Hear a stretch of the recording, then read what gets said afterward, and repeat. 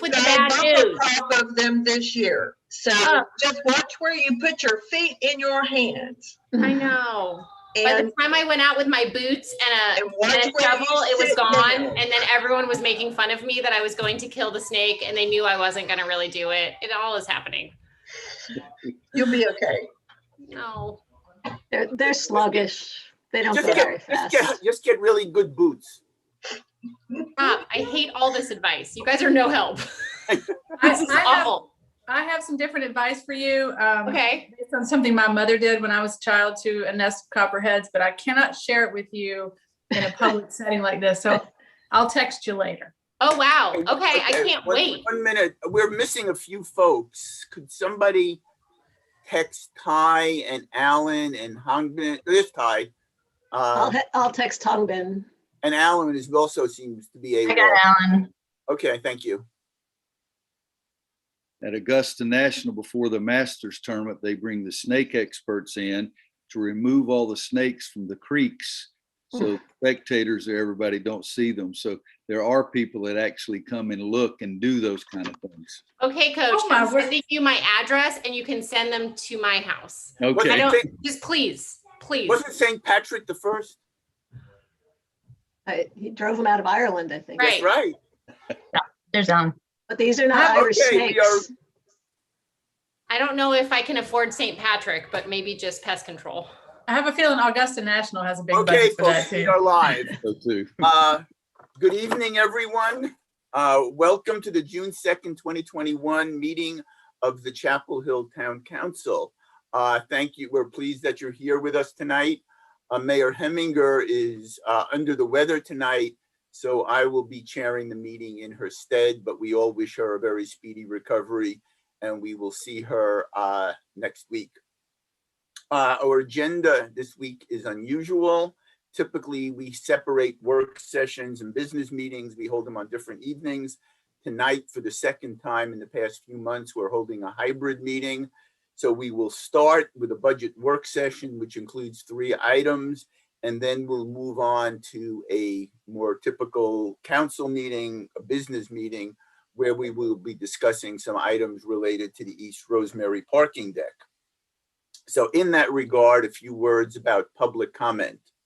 Your public input is very important to us, and we want to hear from anyone in the community who wishes to share something with us. For those wishing to speak on the 3 items in the budget work session, we will have time following the council's discussion of item number 3 for brief public comment. Then we will move on to a discussion of the East Rosemary parking deck, which is a regular business item. We will ask for public comments on that item immediately after council members ask their clarifying questions of staff and our consulting team. At that time, Council Member Anderson will call 2 names at a time so the second person can be ready. When it is your turn, please turn on your video and unmute yourself. You will have 3 minutes to speak, and please stay within your allotted 3-minute time frame. If there is anyone else wishing to speak who is not yet signed up, please use the raise your hand function on the toolbar if you're following on Zoom, or use *9 if you're following us or participating on the phone. And then, as always, if there are other items or if you want to send written comments, please use, that can be done by email, and please send those to mayor and council at townofchapelhill.org. Okay, we now will do the roll call, and then we have 3 proclamations tonight and then some announcements. So in keeping with state law for virtual meetings, I will now call the roll. Please signal your presence verbally, and you can wave if you wish, and then remute yourself. So Council Member Jess Anderson. Here. Alan Boynton. Here. Hongbin Gu. You have Hongbin? I'm not. Hongbin is having a hard time getting in. Okay, well, we'll count her present when she gets here. Tai Huynh. Hey, Coach. Amy Ryan. Here. Karen Stegman. Here. And Mayor Pro Tem Parker is also here. Okay, so first we have 3 proclamations to announce tonight. First off, we are pleased and excited and privileged to honor Coach Roy Williams on his amazing career at UNC, for all he has done for UNC, for all he has done for our community, and of course the game of basketball. So we are just so thrilled and delighted that Coach Williams could take the time to join us this evening. Councilmember Stegman has something to read to us. So Councilmember Stegman, who is clearly grinning ear to ear here, take it away, please. Thank you. It's such an honor, Coach Williams, to be the ones who get to read a portion of the proclamation. You'll get the full one, but I'll just read an abbreviated version, but it's an honor, and I'm wearing my Carolina shirt, and I'm a lifelong fan, so this is truly an honor. Thank you. Whereas Roy Williams returned to his alma mater, UNC, in 2003 to become UNC men's basketball head coach. And whereas Coach Williams continued his mentor and legend Coach Smith's coaching philosophies, including running the break, feeding the post, acknowledging assists from teammates, and most importantly, taught his teams the Carolina way: play hard, play smart, and play together. And whereas Coach Williams has defined UNC men's basketball as head coach for the past 18 seasons. And whereas during his time at UNC, Coach Williams won 3 national championships, reached a total of 5 Final Fours, finished first in the Atlantic Coast Conference regular season standings 9 times, won 3 ACC tournament championships, 1 AP National Coach of the Year award, and 2 ACC Coach of the Year awards. And whereas Coach Williams, one of the most accomplished basketball coaches of all time, was inducted into the Naismith Hall of Fame in 2007 and tallied 903 career wins. And whereas Coach Williams kept UNC's fiercest rivalries intact, going 33-5 versus NC State during his time as coach of the Tar Heels, and finishing his illustrious career in grand style with a sweep of Duke in his final season, including beating the Blue Devils 91-73 in the final game he ever coached in the Dean Dome. And whereas Coach Williams has mentored and nurtured and served as a role model for many student athletes, despite dropping the occasional F-bomb.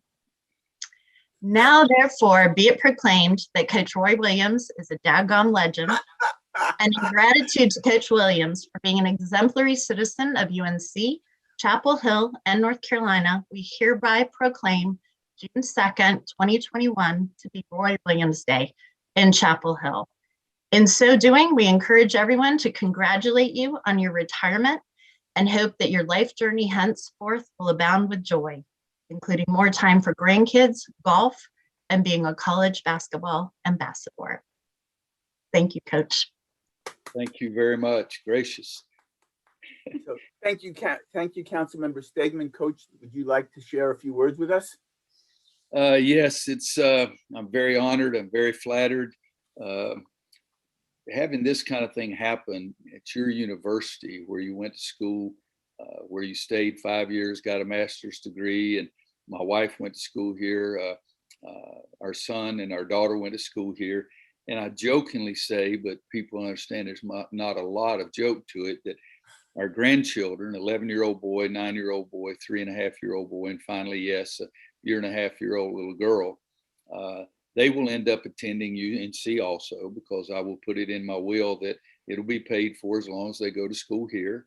And so this is a wonderful place. It's a place that we've loved. Wanda would always talk about that when we started getting closer to Chapel Hill, you'd start getting those cold chills. The way people treated me from my first day here as a freshman, people like Ron Hyatt and Dr. Bill Peacock that took care of me so many times during those early years. And then, of course, Coach Bill Guthridge and Coach Dean Smith. But it's a place that I've loved. It's a place that's been in my heart for every year, at every moment of my life since coming in. And gosh, September of 1968, I guess. So I'm very flattered. I've been very lucky, and I love Chapel Hill. Will always love Chapel Hill, and I appreciate this a great deal. Wicked Wanda set it up, so she's over here on the side. You want to stick here? There's Wanda's hand. As you guys know, all the stories about me not being very good technology, they are true. But thank you guys so much, and I appreciate so much what you've done for Chapel Hill. It's still one of the few places in the world that I really, truly enjoy, just going downtown and walking down Franklin Street, or going at about 11 or 12 at night and going to Insomnia Cookies and those kind of things. So thank you so, so much. And I appreciate everything you do for our community every single day.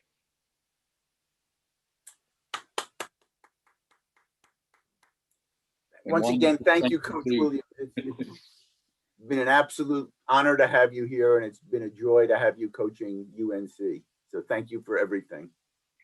Thank you, and I hope you get a lot more done. That's more important in your meetings the rest of the night, but I am thrilled, and I mean that from the bottom of my heart. Well, thank you. You're invited to stay for the whole meeting Yes. if you want. We usually go till 12 or 1. Is that right?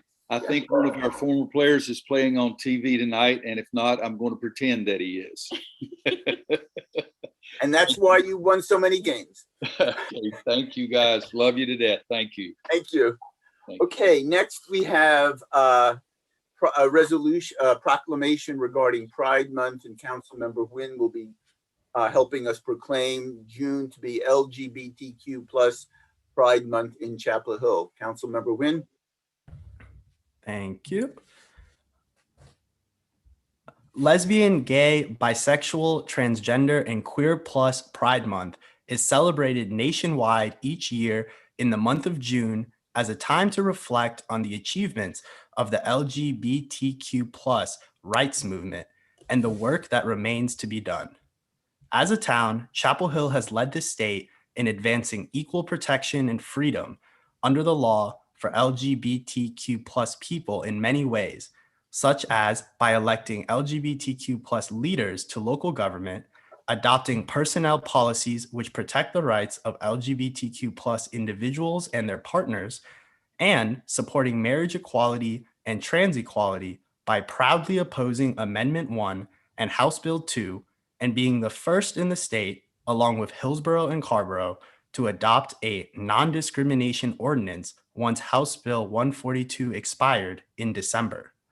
Furthermore, the town's embrace and support of its LGBTQ plus residents and employees is reflected in our attainment of the highest municipal equity index score in North Carolina, along with the town's appointment of an LGBTQ plus liaison to the town manager and an LGBTQ plus police liaison to enhance the relationship between the town of Chapel Hill and the LGBTQ plus community. Tonight, the town council wishes to reaffirm its opposition to discrimination, prejudice, homophobia, and transphobia. We are committed to continue our advocacy on behalf of the LGBTQ plus community, and tonight are proclaiming June 2021 to be Lesbian, Gay, Bisexual, Transgender, and Queer Plus Month in Chapel Hill. In so doing, we call on all residents to continue being champions for inclusivity and equality for everyone. Thank you, Councilmember Wynn. And I want to thank Councilmember Stegman for bringing this proclamation forward, and to our LGBTQ plus liaisons and resource group for the hard and good work that they do for our community and for our town. As I think we all know, Chapel Hill is committed to being a welcoming and inclusive community where everyone can thrive and grow. And in honor of Pride Month, this week, the rainbow flags were put up and hung in our downtown in celebration with the LGBTQ plus community. And for those of you who have not had the opportunity to see it, there is a wonderful video with our own movie star in training, Councilmember Stegman, and Mayor Lydia Lavelle from Carrboro taking the flags downtown. So we thank you for that. Okay, next and last, but certainly not least, we have a proclamation regarding Gun Violence Awareness Week. Each year, we join cities and towns across the country in recognizing the first Friday in June as Gun Violence Awareness Day. Councilmember Anderson has an announcement that she will read for us. Thank you. Each June, people across our nation wear orange to raise awareness of gun violence. And yet, sadly, this year, gun violence and gun ownership are on the rise across the country once again. The numbers speak for themselves. Every day, more than 100 Americans are killed by gun violence. Another 230 are shot and wounded. And on average, there are more than 13,000 gun homicides every year. Americans are 25 times more likely to die by gun homicide than people in other high-income countries. As elected leaders, we know that support for the Second Amendment rights of law-abiding citizens goes hand in hand with keeping guns away from people with dangerous histories. Tonight, we proclaim Friday, June 4th, to be Gun Violence Awareness Day in Chapel Hill, and in doing so, we renew our commitment to do all we can to keep firearms out of the wrong hands and encourage responsible gun ownership to help keep our children safe. We also encourage everyone in our community to wear orange on Friday in tribute to the victims of gun violence and their loved ones. Thank you, Councilmember Anderson. We really appreciate that. And we want to thank Moms Demand Action for bringing this proclamation forward. Along with North Carolinians Against Gun Violence, they help raise awareness of gun safety and advocate for common sense legislation. We hope everyone will join us in wearing orange this Friday and urge you to contact our elected leaders in Washington to ask them to pass background checks and other legislation that meaningfully addresses this horrible national problem. So again, thank you for Moms Demand Action, and thank you, Councilmember Anderson. Okay, we now have a number of announcements to make. Go through those. National Trails Day. The town will be celebrating National Trails Day on Saturday, June 5th. Our staff has created a self-guided interactive trail experience along the newly completed Bowling Tree Trail Connector, which allows you to learn about the trail by scanning QR codes. We encourage everyone to get outdoors and check it out. It's really terrific. The next is a public information meeting on the downtown hotel project. That is a hotel that is looking to be built at the corner, just surrounding the old town hall at the corner of Rosemary and Columbia. In the evening of June 8th, there will be a public information meeting on the project. I don't have the time. The website was apparently kind of wonky this afternoon. So for folks who are interested in hearing about this project, please check out the town website and you will be able to find all the details, including how to get a Zoom link to the meeting. Some upcoming council meetings. The Council Committee on Economic Sustainability will meet at Friday at 8 a.m. And then the council will have a regular meeting on Wednesday, June 9th. It says it's 6:30, but our meetings are usually at 7, so I'll have to check on that. Our meetings continue to be held virtually, and the public is of course always encouraged to attend. Agendas, meeting materials, and ability to get Zoom links are on the calendar page of the town website. And again, we encourage and urge everyone to participate. Okay, with that, does anybody else have any announcements from any of other of the council members have any announcements they wish to make tonight? I don't see any. I apologize if I missed somebody. I'm looking at this on a small screen. Okay, then. With that, we will move to the first item on our agenda, which is the final update of the development of the FY 21-22 budget. And our town manager, Maurice Jones, and our business management director, Amy Olin, will be presenting that. Mayor Pro Tem Parker and Council, thank you. We are back before you this evening to continue our discussion on the proposed budget for fiscal year 21. I have a brief presentation for you this evening. So this is where we stand after several months of review and deliberation. The total budget stands at close to $117 million. It's a 5% increase from this current fiscal year's budget. The new revaluation of property conducted by Orange County will go into effect in January of next year. That helped shape our conversations this year around this budget. After weighing the needs of the community with the potential impacts the reval will have on commercial and residential property owners, we are proposing a property tax rate of 51.4 cents per $100 of assessed value. We are proposing a 3% of market pay increase for our employees, and this budget continues to invest in the priorities of the town council and our organization. After initially proposing a property tax rate of 52.4 cents, we've reduced it by 1 penny to 51.4. This slide shows you how we've gotten there. After our last budget meeting, we took a deeper dive into our revenue trends in recent years, and we felt we could increase our estimate for the inspections revenue by $300,000 instead of reducing our street paving by that same amount. Over the last 5 years, we've averaged well over what we had budgeted in inspections revenue. In addition, we reviewed the projects that are online to begin in fiscal year 22, and we felt that an increase of $300,000 is warranted. We also added $210,000 to the fund balance appropriation and are now proposing to decrease street paving by only $50,000. Also reducing our contribution to the OPEB fund by $250,000, our PAYGO capital fund by $100,000, and reducing our climate action line item next year $30,000 from the proposed $500,000 down to $470,000. So here's a quick look at the priorities for next year.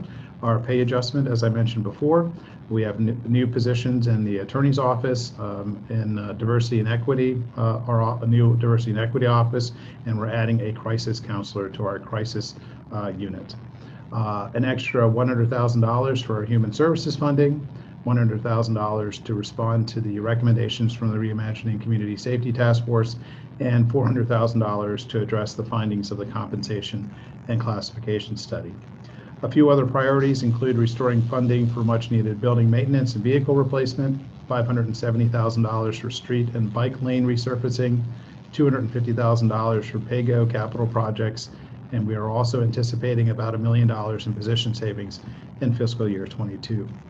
So from here, we hope to have the council adopt the budget during your regular meeting next Wednesday night, and then we look forward to continuing our discussion about our 5-year budget strategy with the council in November, excuse me, as we look to address our long-term needs. Amy Oland, our Director of Business Management, and I will now take any questions that you may have. Thank you.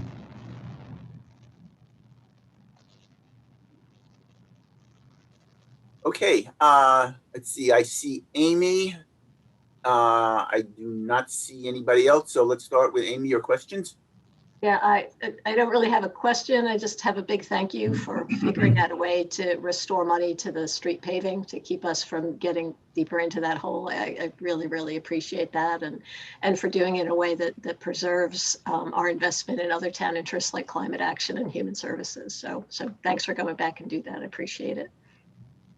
Okay, Karen.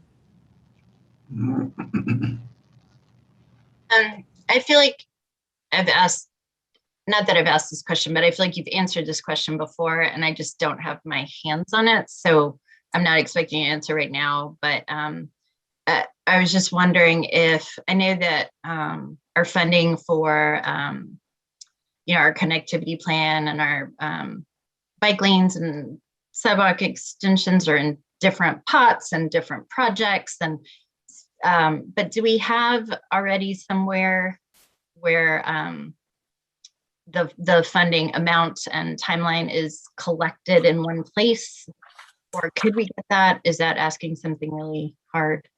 Are you saying in one fund or to provide that information in one place? Yeah, so we can see. I know it's, like the street paving funding, some of that, depending on the street, will actually lead to new bike lanes. Sure. And then some of the development projects approved will lead to new bike lanes, but it's all in different places. Is there any way to kind of see where we are in one place? we can absolutely do that. We can check with our folks in Bergen Watterson, who heads up our efforts to expand our bike access and pedestrian access through town.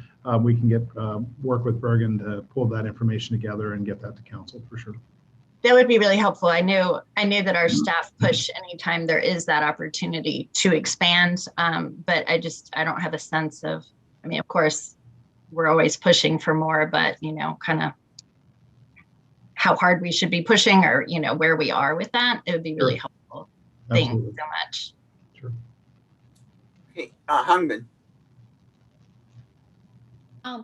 So in your slide, there is one item for pay-go capital reduction. Can you explain more, like what does that entail? How does that impact? Is there any like projects are going to be eliminated, or just give some more information for that? The pay-go funding is our small capital projects that we set aside or attempt to set aside a certain amount of dollars to try and address those needs. Those are typically the smaller maintenance related projects through public works, some parks maintenance, greenways, things like that. Specific to the 100,000 that we cut, we took a little bit out of ADA improvements, recognizing that we had some streets money from the 2/3 bonds. We took a little bit out of just like parking deck maintenance. We try and set some funds there.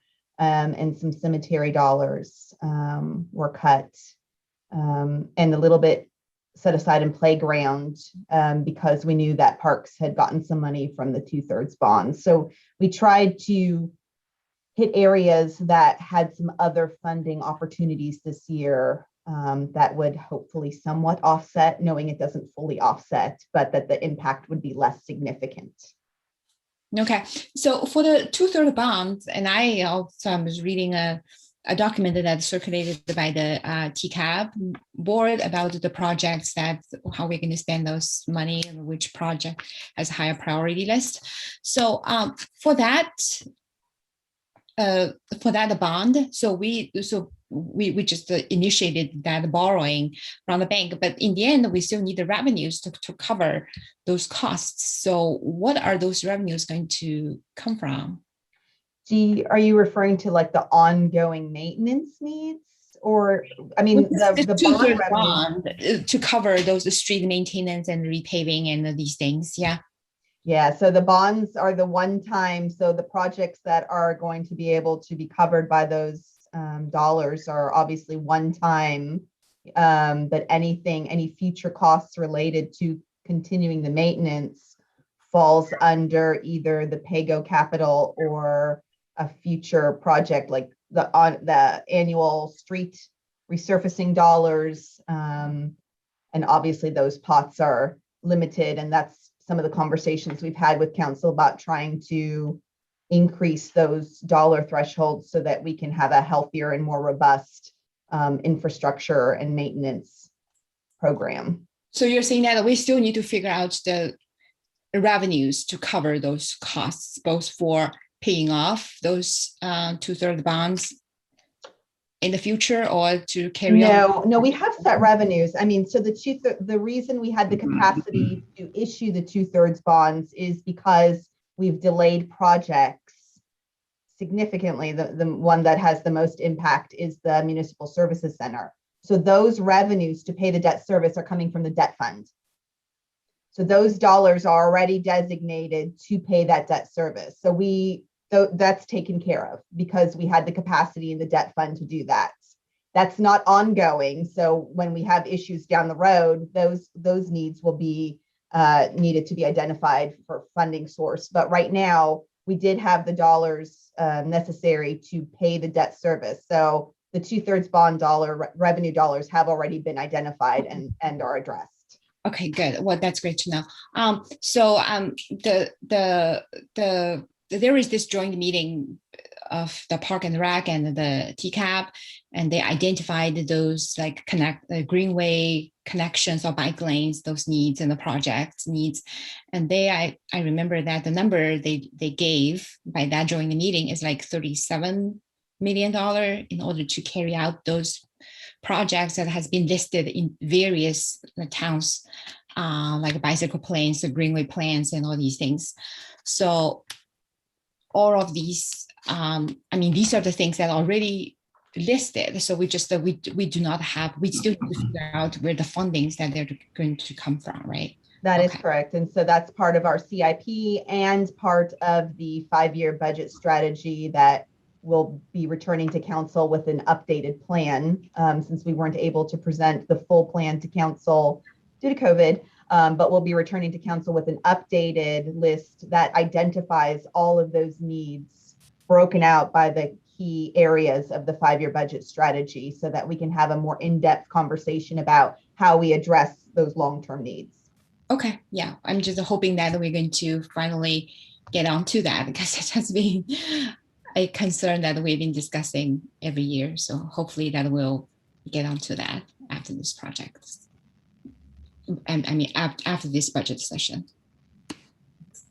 Okay, does anyone else have any questions or comments for Maurice or Amy? Don't see any hands. So just to do a quick check before we move on, just want to make sure there are no unresolved issues or questions looming that would so that folks feel comfortable bringing this to a vote next week. So this is sort of your last chance to raise questions. Otherwise, this will be brought forward for a vote at our meeting next week. And I do not see any hands or concerns, so I will take it that we can move on. Okay, with that then, we will move on to the next topic, which is the redevelopment of the police station property at 828 Martin Luther King Boulevard and consideration of a potential municipal services center at that site. And Laura Selmer of our Economic Development Department will be talking to us about that. Laura. Thank you, and good evening, Council. We are here to talk about the potential redevelopment of the police station site this evening. And this property presents an opportunity to solve two critical challenges that the town has faced. One is the siting of the Municipal Services Center, and the other is the long-term remediation and reuse of the current police station property. Our recommendation is that the council pursues a public-private partnership with Belmont Sayer to redevelop the property in a way that includes the MSC, mixed-use development, and public amenities. This could be achieved through an economic development agreement. Background on the site, just to recap, in the 1960s and 70s, construction debris as well as coal combustion products were placed on the property. In the 1980s, the town acquired the property and constructed the current police department building. In 2013, coal ash was discovered on the site, and we conducted phase 1 and phase 2 remedial investigations. And in 2019, up to present day, we have completed interim cleanup measures on the trail portion of the property, as well as determined our eligibility for the North Carolina Brownfields program. And we are now considering options for safe reuse of the site. And the remediation on the trail was not required by any regulatory agency. That was an elective choice that we made for responsible environmental stewardship. And this work was overseen by the Department of Environmental Quality, as well as our environmental engineers, Hart and Hickman. However, the remediation that has been performed to date is a Band-Aid. It's a really good Band-Aid, but it's not a long-term fix for the issues on the site. The North Carolina Brownfields program was established in 1997, and should a Brownfields agreement be initiated for this property, the NCDEQ would determine the land use restrictions for the site and perform risk analysis for any proposed uses. The fact that the site has been determined to be eligible for the program indicates that the state agrees that there is a safe path for site reuse. And at this point, we can now go to the state, propose uses for the site, and determine the best path forward under their guidance and oversight. And I'd also like to note that the Brownfields agreement acts like train tracks for redevelopment. It would outline the safety measures and what can and cannot be done on the site. And it is also a binding document that follows the property. So should the property be passed on to another party at any point, that agreement then follows the subsequent ownership. In December of 2020, Council had asked staff to create a request for qualifications to seek a qualified development team to explore the possibility of redeveloping the site that may include the Municipal Services Center. We received 2 submissions from that process, and the selected respondent was Belmont Sayer. And a little about the Municipal Services Center. Many of the needs in the MSC vision can be met at this site, but there are a couple to note that cannot be met, and that is a replacement for Fire Station 4 on Weaver Dairy Road, as well as space for Orange County Emergency Services. Those still need to be located elsewhere. And so there are pros and cons to the different paths council can take for this site. One is no development at all, and there would certainly be no traffic or development impacts there. However, the town would still bear the full cost of full site stabilization. There are needs that still need to be met for site safety, primarily being a retaining wall system, but also ongoing monitoring of groundwater and stormwater management, and there is a cost to that. There's also a cost for the existing building, whether it is upfit or demolished, and the MSC would still need to be sited elsewhere. I'll also mention here as well that if a brownfields development or agreement is not pursued, the site could be transferred back to the inactive hazardous sites branch, which is another arm of NCDEQ that provides oversight for these types of sites. Another option is the Municipal Services Center only. This would still be a beneficial reuse for the site and reasonably low density, and solves the issue of finding a site for the MSC. However, it would be incrementally expensive to build just the municipal building. There are still those remediation costs that need to be addressed. We would need to pay for the relocation of police operations during construction, and there's no opportunity for future tax revenue. Our recommended approach is a public-private partnership for mixed uses, and this would provide a beneficial and productive reuse of the site. The developer would help offset the costs of the stabilization of the site and the safety. The developer would also contribute to common development costs. It would solve for the MSC siting. We also have the opportunity here for trail-oriented development, given the proximity to the Bowling Creek Trail, as well as bus rapid transit, since this is right along the BRT corridor.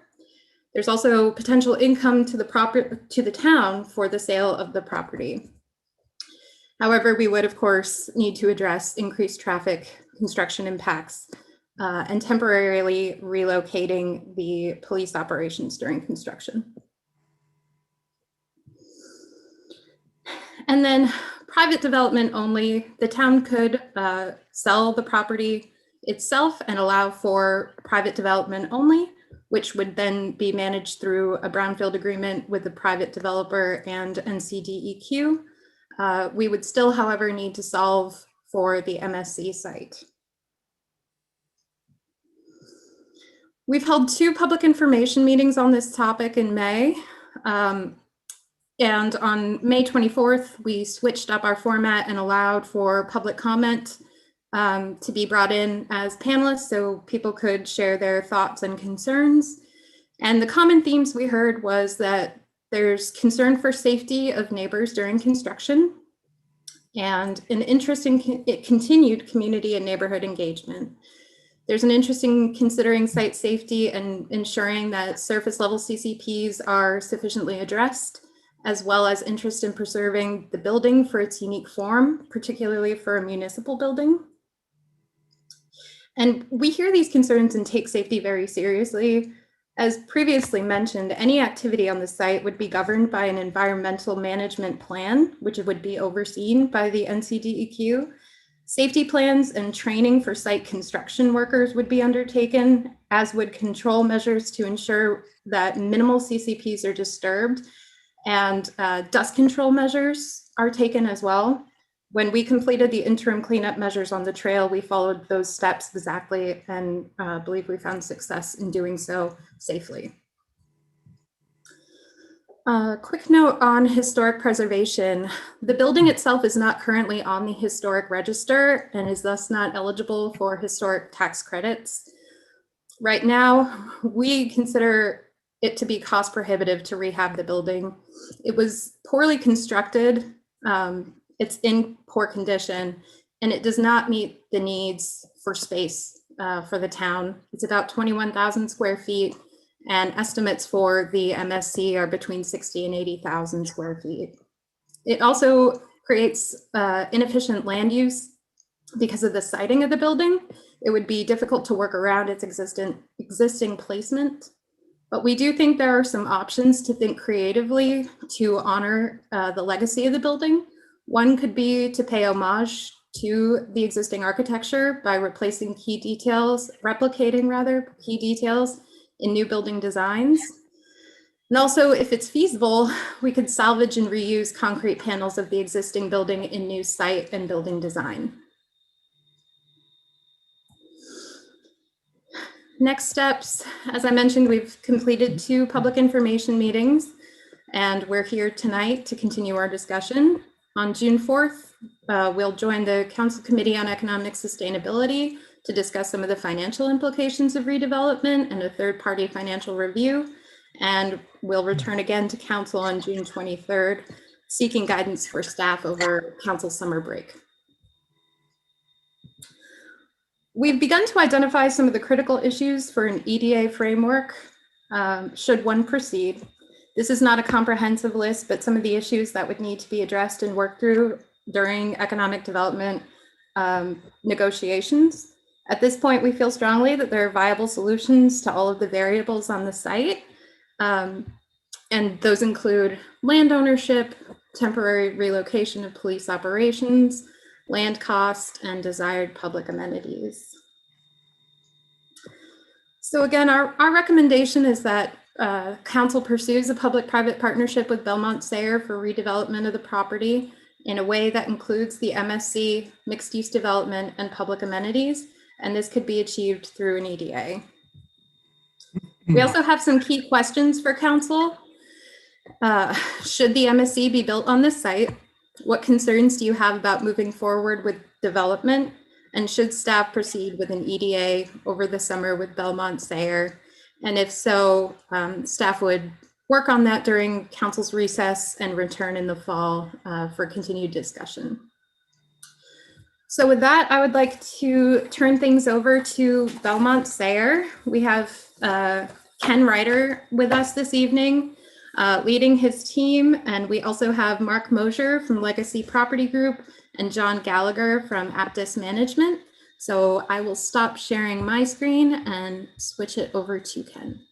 So before we move along, just to, since this is a work session, does anyone have any questions specifically for Laura, or can we move along and hear the presentation from Ken and Belmont Sayer? I do not see any questions for Laura, but I can't see everybody because of the screen share. So if you have a question for Laura, please say so. Otherwise, we'll move along to Ken and his presentation. Thank you. Mayor Pro Tem Parker, just yes. One question. Yep. So at some point, maybe after this presentation, can we have those 4 questions put back up or restated? I'd be happy to do that. Sure. Thank you. Thank you, Laura. Thank you, Mayor Pro Tem. I think Hangbin, you have something you want to ask? Yeah, I'm not sure to ask now or after the presentation, but I would like to know if we have done the work of do the evaluation of the land itself, like before the rehabilitation or after. Yeah, you can answer, I mean, after the presentation. I can do. Would you like me to hold my answer? Or? You're on mute, Hangbin. If you have a real quick answer, then sure, yeah. Sure. We've conducted 2 extensive investigations, the phase 1 and phase 2 remedial investigation reports that contained soil samples, groundwater samples, looking at the level of contamination and what they call constituents of concern. So what are the heavy metals and contaminants that could impact human and ecological health? So those have been completed and submitted to DEQ for their review. They've seen all of the content and the data.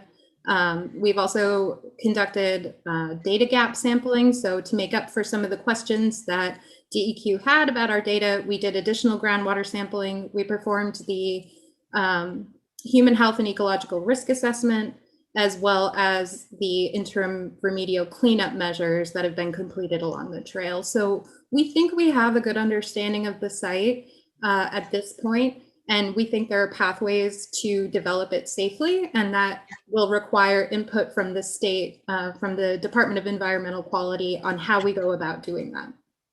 When you say we have good understanding of the site, you're referring to the whole parcel, or you're referring to the trail, that area that? I'm referring to the whole site. We've done sampling on the whole site.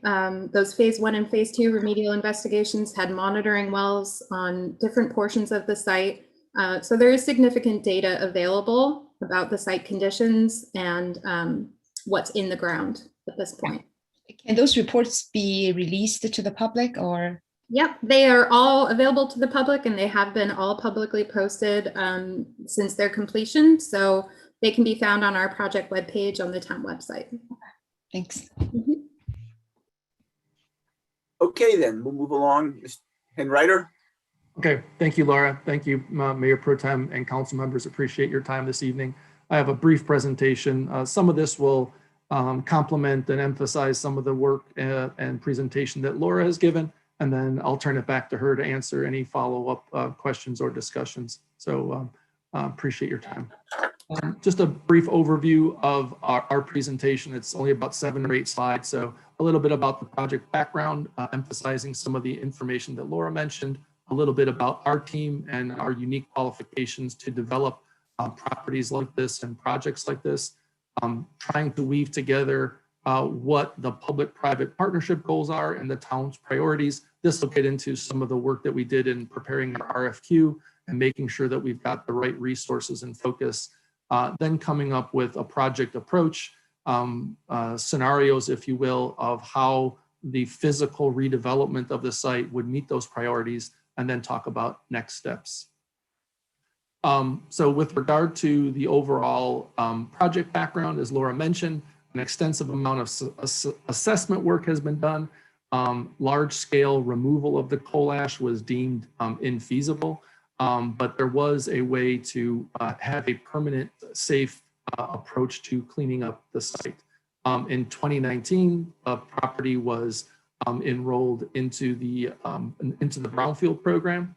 And in 2020, as Laura mentioned, there was an extensive health and ecological assessment, and interim coal ash cleanup was completed, and the property can be safely repurposed. The question at that time was then, well, what could be done, or how can we get it done? The town did issue an RFQ and selected our firm, and we specialize in the repurposing of these types of facilities. So this is kind of the next logical step in the process. A little bit about our team, as Laura mentioned, Belmont Sarah is my company. I am the president and founder of that organization. I've worked with Mark and John, who are Aptus and Legacy. We are partners, but we've built together a world-class team. We think of advisors, design, construction experts. Little and McAdams are both in the Raleigh-Durham area. GEL is our environmental consultant that has worked extensively with Hart and Hickman and the DEQ. NEMA Management has worked with the town on several projects. And Clancy and Faze, as you are aware, has worked on a number of brownfield projects. But I think another important point is understanding there's unique capital and financing that is needed to develop brownfield properties. This property is also in an opportunity zone. So having that or speaking that language of how to work through a site like this is really important. So in addition to managing it and developing it and building it, financing it in a creative way is really important. A little bit about our team and the projects that we've worked on. We've developed over $1 billion of projects. Some of the notable brownfield projects that we've worked on is CAM, that's the Contemporary Art Museum in downtown Raleigh. That was a public-private partnership with a nonprofit, with the city of Raleigh, with NC State to develop a non-collecting museum and community center. In addition, we developed work on the Raleigh Union Station project with Clancy and Thays. Interestingly enough, that was also a former coal ash disposal site. So we have familiarity, as does DEQ, on how to redevelop on a site like that. And then there's also some other mixed use developments that you might be familiar with. Smoky Hollow, Stanhope is in Raleigh, which was a student housing project, the Venable Center up in Durham. And then I've also repurposed some historic properties, Spencer's Mill and Gray Mill, smaller multifamily workforce housing projects that were also brownfield projects. So in a nutshell, we've got the requisite, technical and financial expertise to really underwrite, fund, and bring a project like this to completion. So as part of the RFQ process, we were asked to take a look at, what could be done on the site. This first example is putting the MSc program. You could put up to 80,000 square feet and approximately 200 parking spaces on that site. And that's what that would look like. There'd be roughly some 40 parking spaces and a relatively small deck. The deck is located right here, surface parking over here. And this would be a 2 to 3 story, 80,000 square foot building. But additionally, one of the things that we also pursued was a mixed use concept, which still would include an office building, a parking structure, but it would be also provided with a wrap and partial multifamily housing. So this program is around 80,000 square feet that would still house or could house the Municipal Service Center program, approximately 250 to 300 units of market and workforce housing. The deck would be around 450 spaces, but it would still also include the stormwater controls and the necessary addressing of the coal ash redevelopment. So out of that process, we basically said, okay, well, if this is what's possible on the site, how do these match up with the ultimate goals of what the town is trying to accomplish through a public-private partnership? I think first and foremost, based on all the work that's been done, you all want to make sure that there's a safe repurposing of the site, and that would be done moving forward with this type of development would be done under EPA and DEQ's requirements. We would follow the town's sustainable efficiency and building guidelines to make sure that the site was properly developed and operated. But additionally, there is a need for potentially financial returns to the town so that it makes the project viable, whether it's through the sale of the property or tax revenues from a public-private development, whether it's MSC only or MSC with private development, or if the MSC is selected to go someplace else, there's the ability to benefit. We did talk about different mixed use options and why that's important to the town. And then the final item is coming up with just complementary additional public-private uses. So our approach to the project is really at the point where the town needs to decide how it wants to proceed. We believe we've got the right team. There's a viable site. It can be redeveloped safely. Now the next step is, well, what can go there, or what options should go there? There's as Laura mentioned, there's the option of not doing anything, but there'd still be the cost of site contamination that needs to be addressed. You could do the MSC only, the MSC plus private development, or just do private development under the concepts proposed under the RFQ process. There could be a couple different hybrid versions of this. we're very flexible coming up with a solution that ultimately makes sense for you all. But here are kind of the kind of, I'll call it the bookends of kind of do nothing and do everything or something in between. So the next steps are on June 23rd, there'll be a council meeting. Our next step would be to authorize staff to begin negotiations with us for an EDA. And ultimately that would develop the MSC in 24 to 36 months. It would address the environmental conditions at the site. And obviously one of the important things is delivering a new police headquarters for the current operations to help retain, grow, and serve the community. So appreciate your time this evening. Happy to answer any questions or comments. I'll stop sharing now and turn it back to Laura. Okay, before we put the 4 questions up, just general questions or comments from the council. Amy and then Karen. Hi, thank you for that presentation. First, just a quick question. Why can't the fire station and the EMS station be co-located on the Martin Luther King site? Is it too close to another station?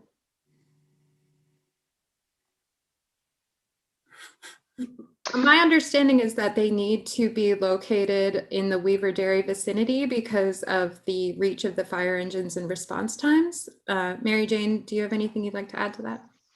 Yeah, that's right. We have Fire Station 1 at Town Hall, which is just down the road from this site. And we need one up by Weaver Dairy in that quadrant of town. Okay, that's what I thought. Thank you. Mm-hmm. I'm still not feeling like I have a good grasp on the economics of the alternatives. We did get, and thank you for showing the difference between locating the MSC up at Weaver Dairy Road and here. So I think I understand that part of the project.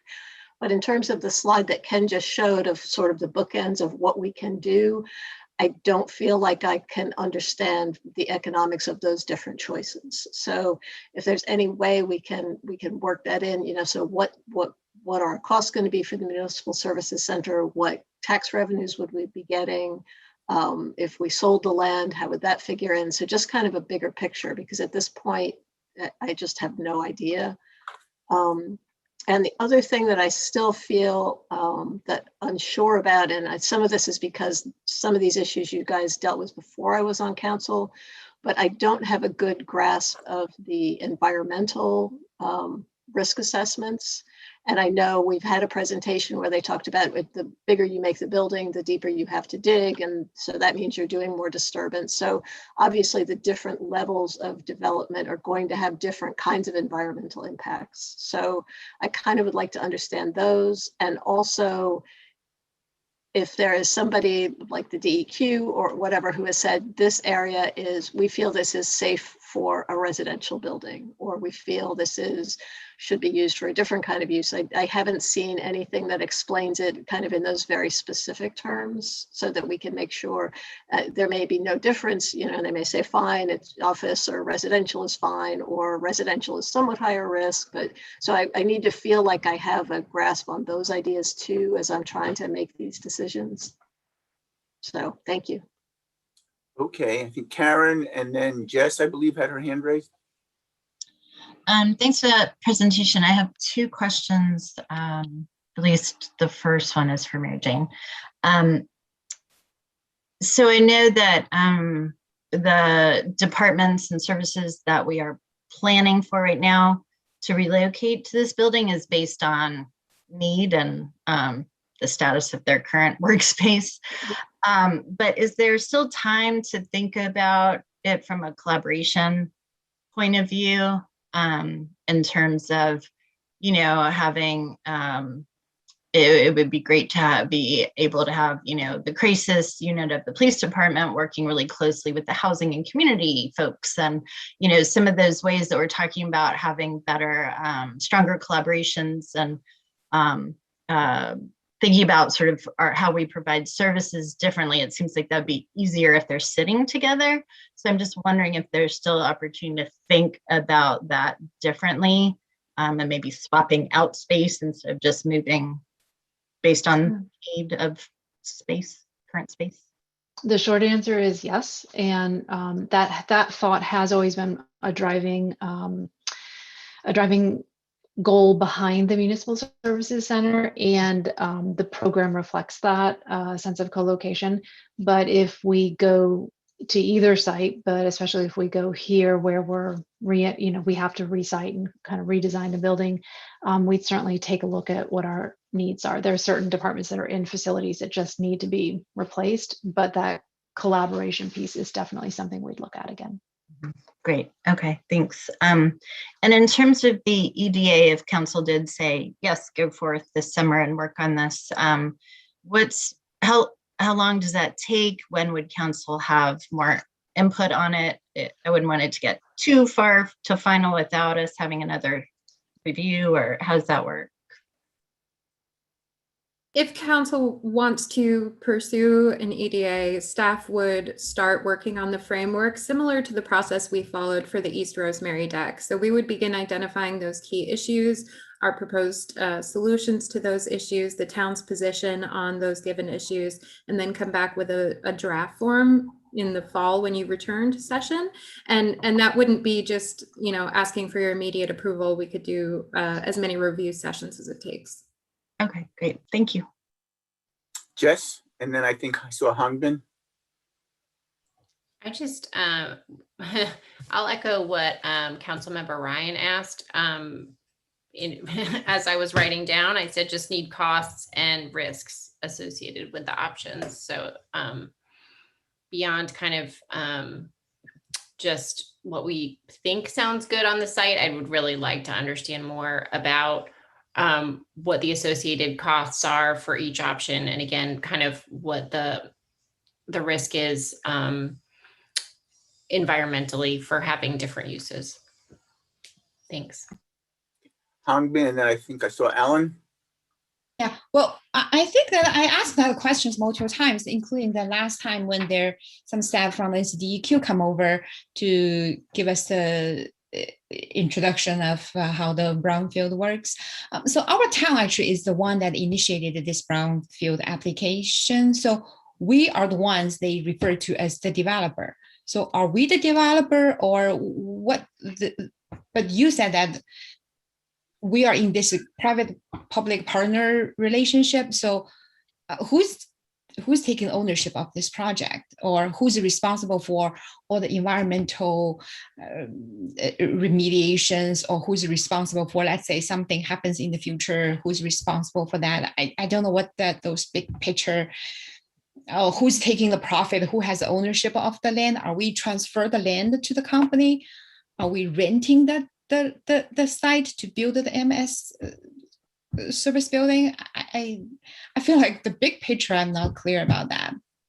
We don't have all of the answers to those questions because some of those would be negotiating points of an economic development agreement.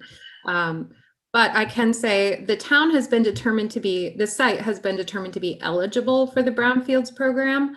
And so we are now under their oversight, but there is no formal agreement yet in place. Until we have a concept of what we would like to do with this site, we won't have an agreement in place. The town, so then when you develop a Brownfields agreement with the state, there's what's called a prospective developer. That could be the town, that could be Belmont Sayer, that could be both of us. There's flexibility there, and that's one of the considerations on how we would like to proceed, and could be addressed in a variety of different ways depending on the desire for the uses on the site. So without those parameters, including like who's responsible for taking care of those environmental concerns, or what kind of measures or remediation measures they're going to take, or are we transferring the land, who's taking the ownership, who's liable for the things that happens in the future, all these things. Without those big pictures, I feel like it's very hard for me to say yes or no, or to move forward, or I just feel like those big picture information, or at least you need to give us information, say how much the land is worth. I mean, or how much is the cost, like all these things, like big picture, and then the council can say, oh, does that make sense? Well, I can tell you right now, it was appraised 3 years ago, and it was assessed at a $0 value. It may even have a negative value because of the contamination. And we have done some work to mitigate that and improve along the trail. But essentially, the property does not hold value, at least on the open market. The reason that we could potentially gain income from the sale of the property is if we authorize some form of development on the site. That also gives us the added benefit of the permanent remediation that's needed, the long-term remediation solutions that are needed that would be addressed in any redevelopment. So in order to decide and determine what those remediation measures are, it's important to know what the site uses will be, because DEQ has different standards for different use types. So that's the biggest question we're asking council right now is, what do you want? What do you want on the site? So we can then have talks with DEQ and say, here's what we're looking to put here. How would we go about doing so safely? What are the additional measures that we need to take? And then that informs that master agreement that says the land use restrictions, what can and cannot be done on the site, and then the environmental management plan, which dictates how you do it and how you do it safely. So the extra stormwater controls, the extra cleanup measures, all of those things get laid out in those agreements with the state.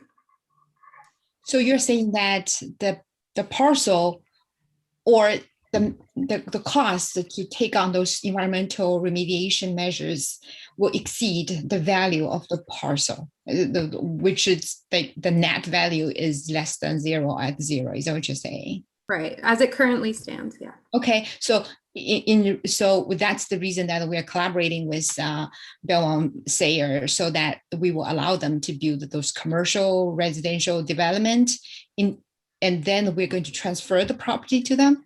They're going to take the ownership of that property. Yep, that could be one potential strategy, is that they take ownership of the property. They pay the town for the land, depending on the scale of development. That's something that would be explored further, depending on what is determined to be an appropriate use for the site. And Laura, if I could just make one more comment, and the transfer of the risk of the cleanup, we typically would take on the risk of the environmental cleanup, right? And the ultimate performance of the property, compliance with the overall Brownfield program, and monitoring that in the future. So there's a lot of flexibility in the program, which makes it sometimes hard to understand various components. But typically, the transfer of the property, we would be assuming those responsibilities and the risks for future development. So whoever takes the ownership of that parcel will be the ones that is responsible for the mitigation or rehabilitation of the site. Yeah, and just to be clear, it's also, and we would probably recommend knowing, if we were to go forward with a mixed use project, let's just assume that's the concept, at least for now, to base a discussion. I could see it very much where the town and us are co-prospective developers, because the town does benefit from some of the liability protections of being the brownfield. The town was not the creator of the contamination. We don't know exactly how it got there, and the DEQ doesn't necessarily concern itself with that. They just want to make sure the Brownfield program is a redevelopment program. So it's meant to facilitate redevelopment. The standard to address the coal ash is the same whether you're under the Brownfield program or you're under the inactive hazardous waste site. The standard's the standard. The standard is the site needs to be safe. So right now, what's before us is picking the program and coming up with a legal environmental business structure, which we believe can be hashed out in the EDA, that really gets to the essence of some of these questions here. But isn't it the whole point of Brownfield is the remediation standards is based on is based on the use.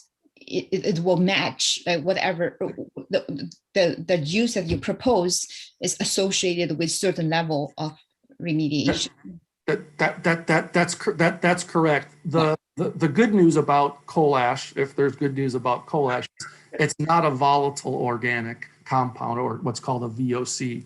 So the risk for human exposure is really more about touching are getting access to it. So containment capping is typically a safe approach, as opposed to if you had volatiles which off gas and create concern about vapors and stuff like that. That's not the situation here. So we believe it's, it would be safe to put residential there.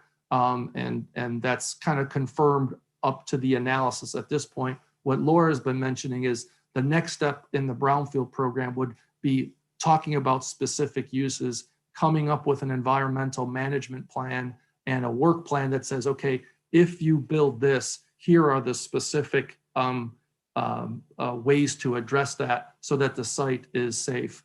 You build it, you test it, you come back after construction and do constant monitoring. And that would be whether there's commercial, residential, public, the trail, all of that gets built into the work plan or the environmental management plan. So the Brownfield agreement is actually a standard document. The meat of the work or the document with DEQ is really the work plan and the environmental management plan. And that is yet to be crafted because it's really driven by the uses and the program so that the overall risk to the site can be assessed.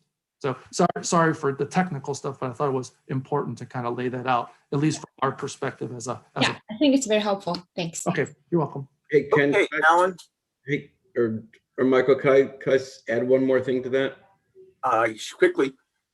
Just that we are open to different scenarios with the ownership of the property. It may feel that like the town wants to continue to own it, or if they don't, and we build a municipal service center there, we could, you could ground lease the building back from us. We would own the property, you would own the building, and ground lease it back. So we're open to any kind of alternative that seems to make sense for the town.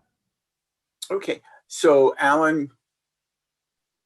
Yep, so we got 3 questions, hopefully they're short. My first one is, at this point, I might have missed this, at this point, what is the potential estimated square footage for this site for potential redevelopment? We could do up to 80,000 square feet of office building, which could be a private office or the MSC, and 300 residential units. Yeah. And I remember at a CCES meeting, I think this was on April 9th, someone, I forget who it was, it may have been someone from Belmont Sayer, but there was, someone said that those, that square footage, that there would be some flexibility in terms of, if the MSC is needing more, then there'd be some flexibility to give some more of that space to MSC versus the mixed use. Is my understanding of that correct? Ken, would you like to address that? Yeah, that's correct. We could build up to 80,000 square feet. We didn't know the exact square footage of the MSC at that time. I think it's around 60,000 feet. So we could either build an 80,000 square foot building and you would take 60,000 of it, or we could just build a standalone 60,000 square foot building because there's some, you may not want, given the usages that you have, you may not want a mixture of public and private uses in that physical building. Got it. And is that something that would be built into a draft EDA? The flexibility? Yeah, it would. Okay. And my last question is, in terms of the entitlement process that would be contemplated with this, I remember again at that meeting, there was talk about potential development agreement. Is that still the thinking in terms of entitlement process with this? We would pursue an economic development agreement for the project, but it would still go through the town boards and commissions and approval processes. I'm not sure that's the question Alan was asking. I think Alan was asking whether it would be conditional zoning or a development agreement. Mary Jane, do you have insight on that? I think it could be either, depending on what made the most sense for the project. And we just haven't asked that particular question. I think that's something we'd look at with the EDA, thinking about location and constraints. Okay, thank you. Mm-hmm. Anybody else? Or else I just have a couple of things. I want to second what Amy said, I think, we need to have good information in terms of costs, benefits, risk, all of that, when we try to compare, the Weaver Dairy site and making sure that, we have some good numbers so that we make an informed choice. The other thing I would like that would help me a lot is if we could get a good layout of the sequence of the decisions that the council will have to make over time. So when do we have to decide, for example, what the uses are? When do we have to decide, how big the buildings are? When do we have to decide issues related to ownership? When do we decide, the actual, when do we then proceed into the entitlement process? Because the way it's been laid out, it appears that the council has a lot of decisions to make. Do we want to do this? Is it standalone private development? Is it public-private partnership? Is it just the MSC? And then once we've made that decision, we'll have decisions to make about sizing. Do we want, only residential there? Are there options that we can and should look at for residential plus other things? So when each of these decisions have to be made, because again, in order to get the remediation approval from DEQ, we have to know what we want to do there. And right now we have a single option in front of us in terms of the mix of uses, office building, residential, but are those the only options? And if those are not the only options, when do we make choices about them? So I'm not trying to make any decisions tonight, but I think it would be really helpful for the council to understand what decisions the council actually has to make and when those decisions have to be made. And then we can think about what information as a council do we need in order to effectively make those decisions. If I could just share one piece of information about the cost of the MSC that might be helpful. The cost of that building itself is basically the same, whether you put it at Weaver Dairy or on this site. And so it's hard for us to do a apples to apples on the two sites, because what's different is that the Weaver Dairy site would also include the cost of replacing the fire station there, and the site work is different, and the road improvements would be different. And then when you look at the 828 site, there's all the remediation and other context that comes with putting the building there. So I think from an MSC perspective, it's equivalent, and the programming can be reconsidered. It's still probably going to come in around the same size, and therefore the cost would be comparable no matter which site we put it on. So I think the questions you're asking about what else goes on the site and that range of costs are things that we'll be looking at. Oh, okay. And I think we do need some visibility as well, that if we don't build the MSC on the Weaver Dairy site, then what do we do about the fire station? Do we just rebuild it there? Or, I think we can't just decide what we're going to do with the MSC and then have no idea what happens with the fire station. Right. So, and the fire station is a known capital okay, need. so we just need to look at all of that. So Laura, you had some questions for us, which we may or may not have answered yet.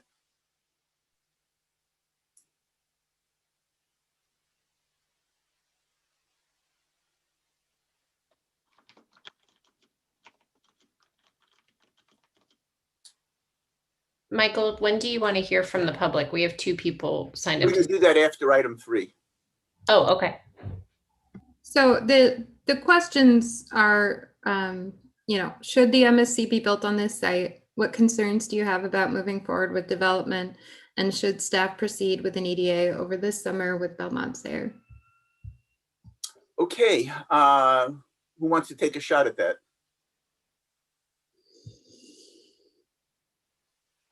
Jess. And let me just see if I can toggle mine so I can see better who's doing what. Okay, Jess? Yeah, I do, for number 1, I do think the MSC should be built on this site. All other things being equal, I guess, or I mean, I would definitely prefer the MSC to be here, but I think getting a little bit more information would be helpful to make me feel 100% that way. But I do think it's a more central location. It's a more accessible location. And I would like us to, figure out how to remediate the site and not just have it sit there or sell it. But so that's certainly is kind of where I feel like I am now. Okay. I think my concerns are really about understanding better the different costs and trade-offs of what the entire development program would be. Oh, okay. Sorry. And so I think understanding more about what the trade-offs are with the different kind of programming options, as well as what the risk assessments are of those options. I still feel not totally confident about residential of any kind being fine there, but I do understand that part of the process is then figuring out what needs to be mitigated according to the program. So I do understand that. I just would like to kind of, and I was on council when we discussed all that stuff. I just need some help putting it all together and bringing some of that, the science back into the conversation so I can have it lined up. Because right now I'm just not feeling super confident.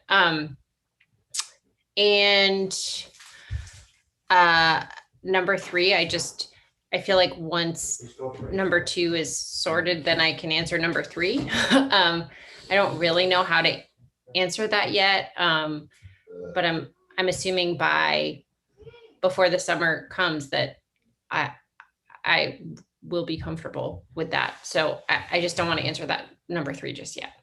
So I'm just going to go down the list rather than looking at waving hands, since we were all going to respond. So next is Alan.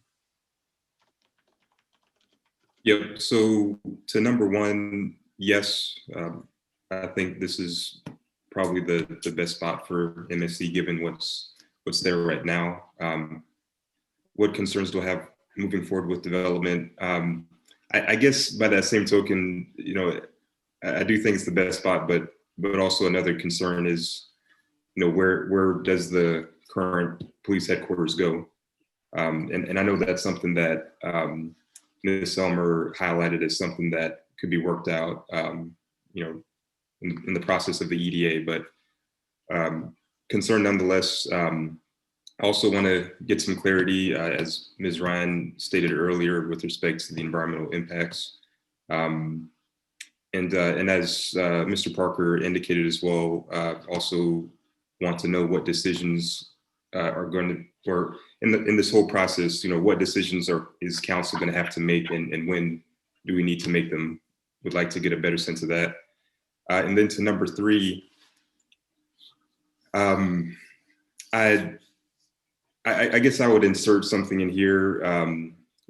Should staff proceed with a draft EDA? My understanding is that a draft would come back to council. Otherwise, a fully fleshed one, I would not be comfortable with that. But my understanding of this question is that staff and Belmont Sayer would essentially be talking about this, working on a draft EDA for us to be reviewing for as many times as we need to in order to get it right. So that's something that I'm comfortable with. Hongman? Well, I just feel like we do not have enough information at this time or the big picture items, or especially for me, the largest concern is the safety with regard to the environmental remediation. We have talked many times on this site. What kind of remediation will be needed for different type of development? I think I need that information. And also how much that will cost, who's going to take the ownership of the site. And if the town is going to own the parcel that for our MSC building, or are we going to lease it? How much the lease is going to be? And all these things, I think these are big picture items. I feel like I do not have the parameters for me to answer those questions. I don't feel like we're ready to move forward on this project. And I mean, based on the experience that we had with other projects, usually before we get the full information to move the project, it's very difficult to turn back. I mean, when things are discovered down the road, I feel like it's better for us to know what we are getting into before we make the commitment to to set it off. Okay, thank you, Hangbin. Kai? Thank you. Yes, I think the MSC should be built on the site. Concerns, I share the ones that have been mentioned around environmental impacts and getting some more information on different cost estimates for each of the scenarios presented. And then, like Councilmember Buensi, I'm also comfortable with a draft EDA being presented to us. Okay, Amy? Yep, I think number one, yes, I think this is the good site for the MSC with the caveat that it has to pass environmental muster as safe for our staff. My concerns about moving forward with the development, I feel like we're in a little bit of a chicken and the egg here. I'm not sure I'm understanding the process totally, but it seems like we have to go to the DEQ with a plan and then they tell us what we need to do. And it seems to me it's hard to decide on which of the programs we want until we know what they entail. So I'm sure other folks have figured this out, but really trying to get the information we need to decide on what that program is going to be, I think is going to be critical for the next step. So whether we're just building an MSC, whether we're doing the residential development, we just need a lot more information about costs and benefits and impacts before we can make those decisions. So that said, I think Belmont Sayre feels like the right partner for this project. I don't know whether it's possible to draft an EDA when we really haven't discussed the program and are at this kind of stage of looking at lots of options. So, but I think working with them seems like a good fit for this effort. Karen? Yeah, I agree with everyone that this is the right site, central location, all the reasons. So yes to number one. I'm ready to move forward. I feel like we've been talking about this since I got on council. It was talked about before I got on council. We've got reports, we've got data, staff has done everything we have asked when we've asked them to come back with more, to do more testing of the soil and the water, and have done a great job with, responding to our requests. And I think I agree with Amy, it is kind of a chicken and egg, but we've got to take more steps. We just keep kind of going in a circle. The way to get this moving is to take some steps forward. And I think we need to do that with the financial information that's been requested and some of that analysis for sure. But, I think I'd love Cam, Raleigh and Union Station. I think there's an opportunity to get some really good looking buildings. So I'm really interested to hear Belmont Sayre's ideas for this space. I think they're a creative partner and have experience with brownfields, which is really valuable. And I think, we're going to have tons of questions along the way, of course, and the public's going to have a lot of questions as we should, but we've got to move forward. We're just kind of spinning at this point. So I am very supportive of staff beginning to talk about what an EDA could look like and come back in the fall with the choices, more choices for us to make about ownership and the different kind of plans and implications of the different plans. I am ready to do that. Okay, thank you. So I'll just a couple of comments. Yes, I think the MSC should be built on this site, assuming we can make everything work. I think the only real concern I have about at this point is just, what options are there in terms of a public-private partnership, in terms of mixed use? Should it be all residential or other things that we can be looking at? Is this the right size? And I think we just need to work through all of that. But, that's typical of any development project we're involved with. So I don't see that as being extraordinary. I think I would like it if the staff could proceed with an EDA over the summer. I guess I sort of have a question back at the staff is, what decisions do you need from the council and by June 23rd in order for that process of developing the EDA to actually be a productive one. So if the EDA says that, there were going to be so many apartments built, or if the EDA were to, I don't know what the specific content of the EDA will be. So, if the staff is comfortable that they can get the information they need to be productive over the summer, then I'm all in favor of moving forward with it. So I think, there's certainly, in terms of question number one, it's pretty much unanimous that we would like the MSC to be built there, assuming all the other stuff happens. I think you've heard the concerns in terms of moving forward with development, which center on, number one, environmental issues and making sure that it's safe, and particularly safe for the uses proposed. I think you've heard concerns or questions about the finances and, being able to make reasonable decisions, needing the information, financial and environmental, that enables the council to to make good decisions about it.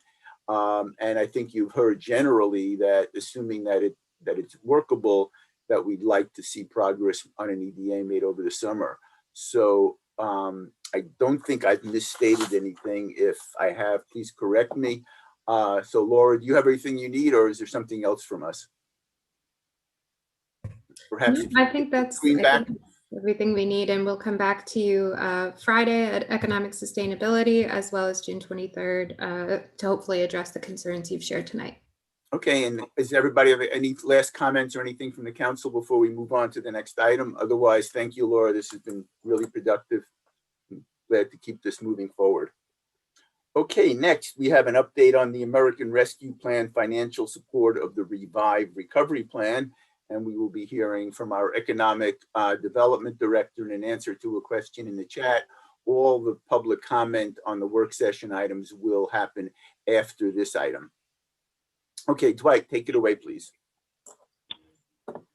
Thank you, Mayor Pro Tem and council members, and thank you for the opportunity to come and update you once again on our Revive Recovery Plan.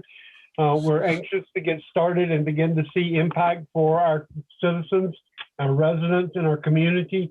It's been a hard 15 months, and we would like to think to a brighter day. And so the implementation of this plan is very important.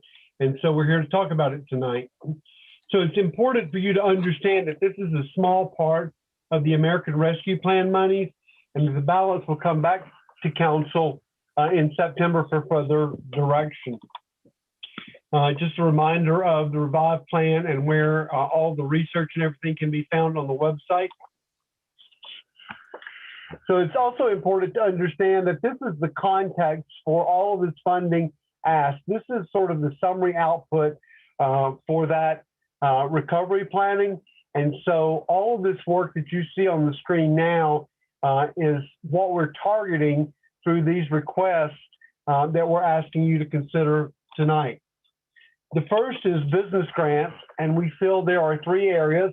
And I would like to share with council that it's important for you to know that we've learned between the grants that we've made and in having conversations with the county, what we've heard from them, and in conversations with the Downtown Partnership and the Chamber of Commerce.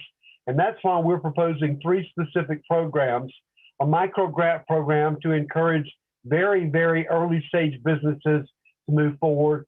And they could be eligible for a couple of rounds of those grants as long as they make marked results. An entrepreneur grant up to $1,500 to encourage innovation and entrepreneurship in Chapel Hill. And again, this program would be reviewed jointly by the Launch Advisory Board to help us understand who we're talking to. And then a general small business grant program with grants beginning at $2,500, and they could go up to $5,000 depending upon the guidelines and their impact from the pandemic. And reinforcing that we have not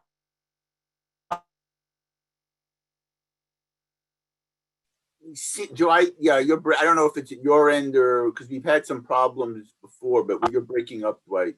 We lost the last couple sentences. Okay, so we will work with the appropriate partners to finalize those guidelines to make sure they're meeting the needs of the community as we've heard expressed. The second is a marketing program to market Chapel Hill for shopping, dining, and entertainment, and to market real estate opportunities. We're at a critical place in the community with new office space coming on board and still having some vacancy left over from the pandemic. And so we want to make sure people are coming to Chapel Hill for shopping, dining, and entertainment, and for looking for business opportunities. And we've been having conversation again with the Chamber of Commerce, the Downtown Partnership, and the Visitors Bureau about jointly using clean design so that we're all sharing similar messages in our recovery messaging as we market in the next 12 months. And so we would be sort of co-opting with all of those partners. The third is opportunity grants, and it's to support innovative ideas that also positively affect placemaking. We also want to see it support women and minority businesses and new opportunities doing business.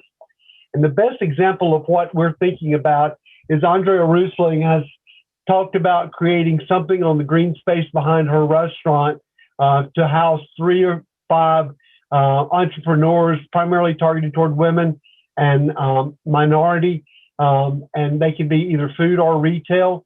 And so we're exploring that opportunity jointly with her.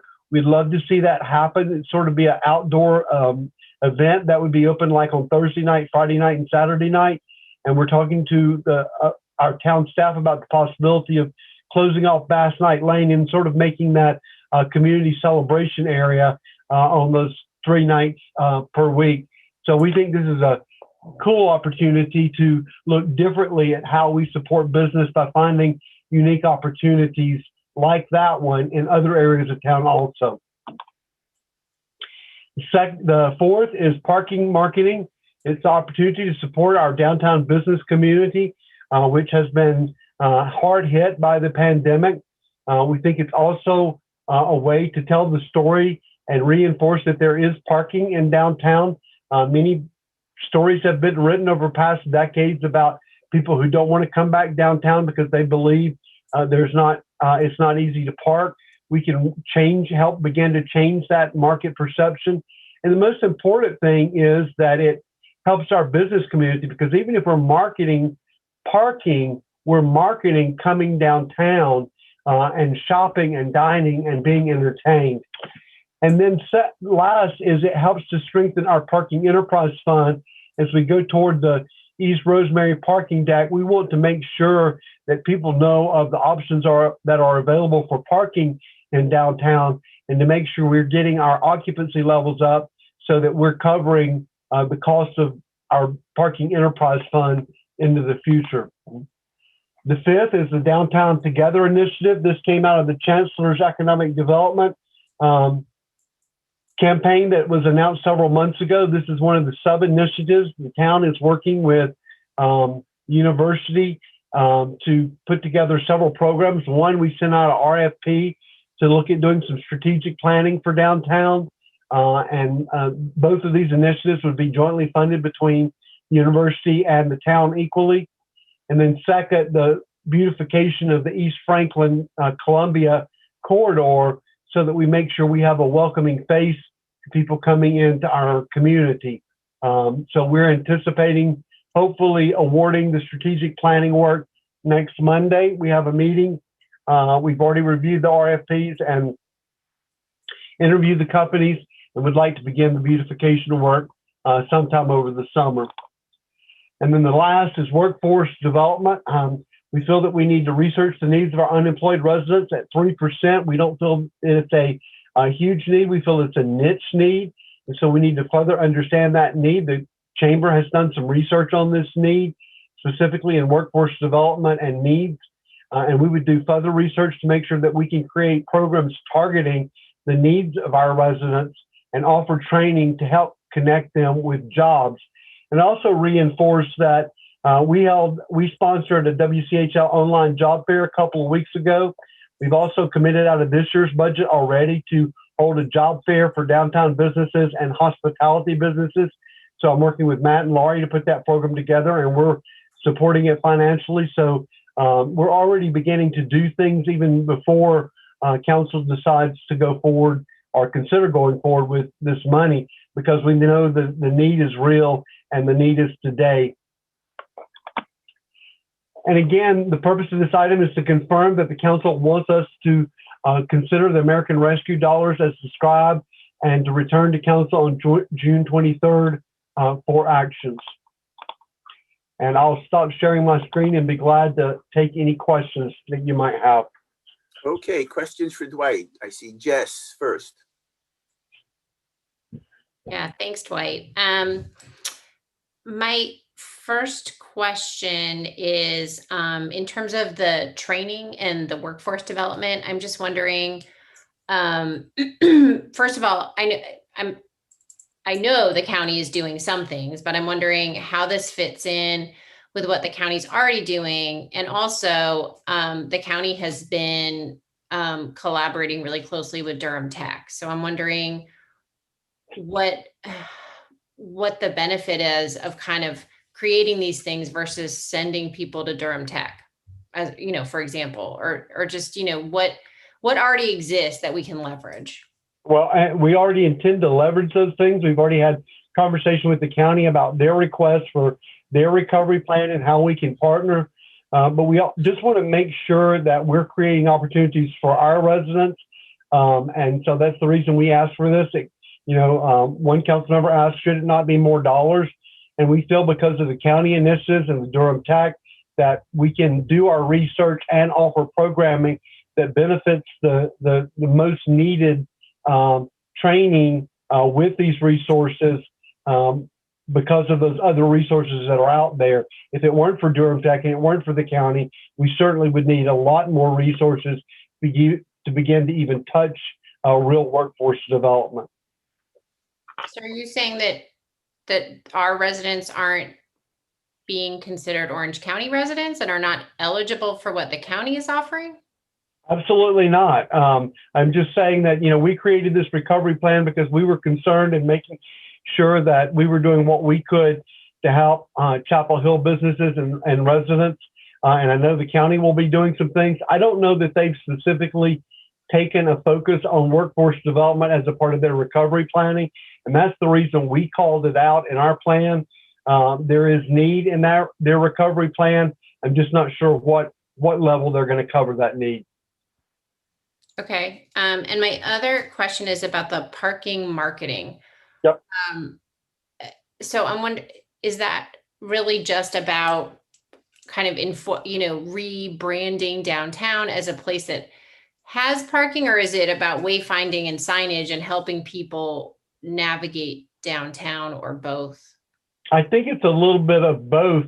In specific, our thinking is that it's about marketing. We look at the bigger marketing, the other marketing fund that we are talking about for attracting visitors and marketing our business community.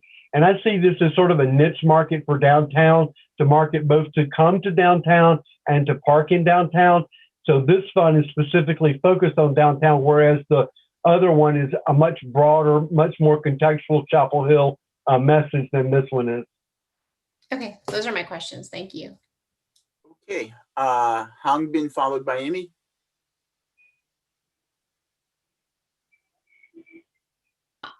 Well, during the pandemic, we have heard many people with comments for those like on-street dining facility. Of course, the town has put in those facilities which supposed to be temporary. So what is the plan for that? Is that the funding can be used for that purpose? So that's a much bigger question, and I don't think as a part of the recovery plan we've specifically called that out to be addressed. It's sort of we've been having this conversation. Manager Jones and Matt Gladdick and several other staff members have talked about how eventually repaving Franklin Street and how we might look at that lane change with that. But I think that's a much bigger question than we're prepared to address as a part of this recovery plan. Councilmember Gu, I'd like to add to that. I mean, there is additional ARP money that we would be discussing with council later on this fall. In addition to that, we do expect another installment of money from ARP in next spring as well. So there are other opportunities to have discussions about what to do with the additional space for dining and walking in our downtown. At this point, we have no plans to change that, but we also want to be careful about spending a lot of money right now, knowing that we will be restriping next summer. And so we'd like to make sure that we're coordinating our efforts to maintain some of the space that we've become accustomed to in downtown, but also to do it along with the work that's being done to restripe the road on Franklin Street. Well, when you say restriping, you mean to change the layout of the street? Is that That's correct. The multimodal use street that we discussed? Well, that probably is a lot more, I mean, long-term and comprehensive kind of initiatives than the ones I was thinking is just like many other cities and the towns have been doing, just to create this outdoor dining spaces for the business. And I think our downtown business in general really are positive for that initiative that we've taken. With just there are lots of things that we can improve, because like those cones, and they look like emergency sites. They want it to be more, friendly, welcoming, and those kind of things. I think we can greatly improve the downtown commercial environment. So in a way to help our downtown businesses. Is that something I would think that is, well, from my conversation with downtown business owners and the restaurant owners, they seems like that will be, it gives them great help, because a lot of people still feel uncomfortable to go indoor for dining. So outdoor spaces should still be something that people need and will welcome if we can improve that environment. Yes, and as I said, we are not looking to change that. I think what we're hoping to do is take a good look at how to make it more aesthetically pleasing in downtown, but also do it in a way that can be responsive to whatever changes are made with the lane restriping next summer. So that we're not spending a lot of money right now and then having to change that down the road as well. So we will be spending some time over the course of the next few months reviewing that and figuring out the best ways to move forward with that. Well, the one they're requesting is more like playing planters and those kind of things. And that's a little bit of a different, it's a little bit of a different initiative that we're having some discussions with UNC about in our Downtown Together project, and then also discussions we're having with the Downtown Partnership as well. Okay, so do we only ask a question, or do we make comments as well at this time? Both are fine. This is a work session. Okay, well, for the parking marketing, I really do not think that this is a most effective way of using this revolving funds at this time. I think there are so many needs. If we can, in our capacity, to do whatever we can to help our downtown businesses to attract more customers. I don't think that the parking is an issue at this time. Every time I go to downtown, there's no problem whatsoever to find a open parking spaces.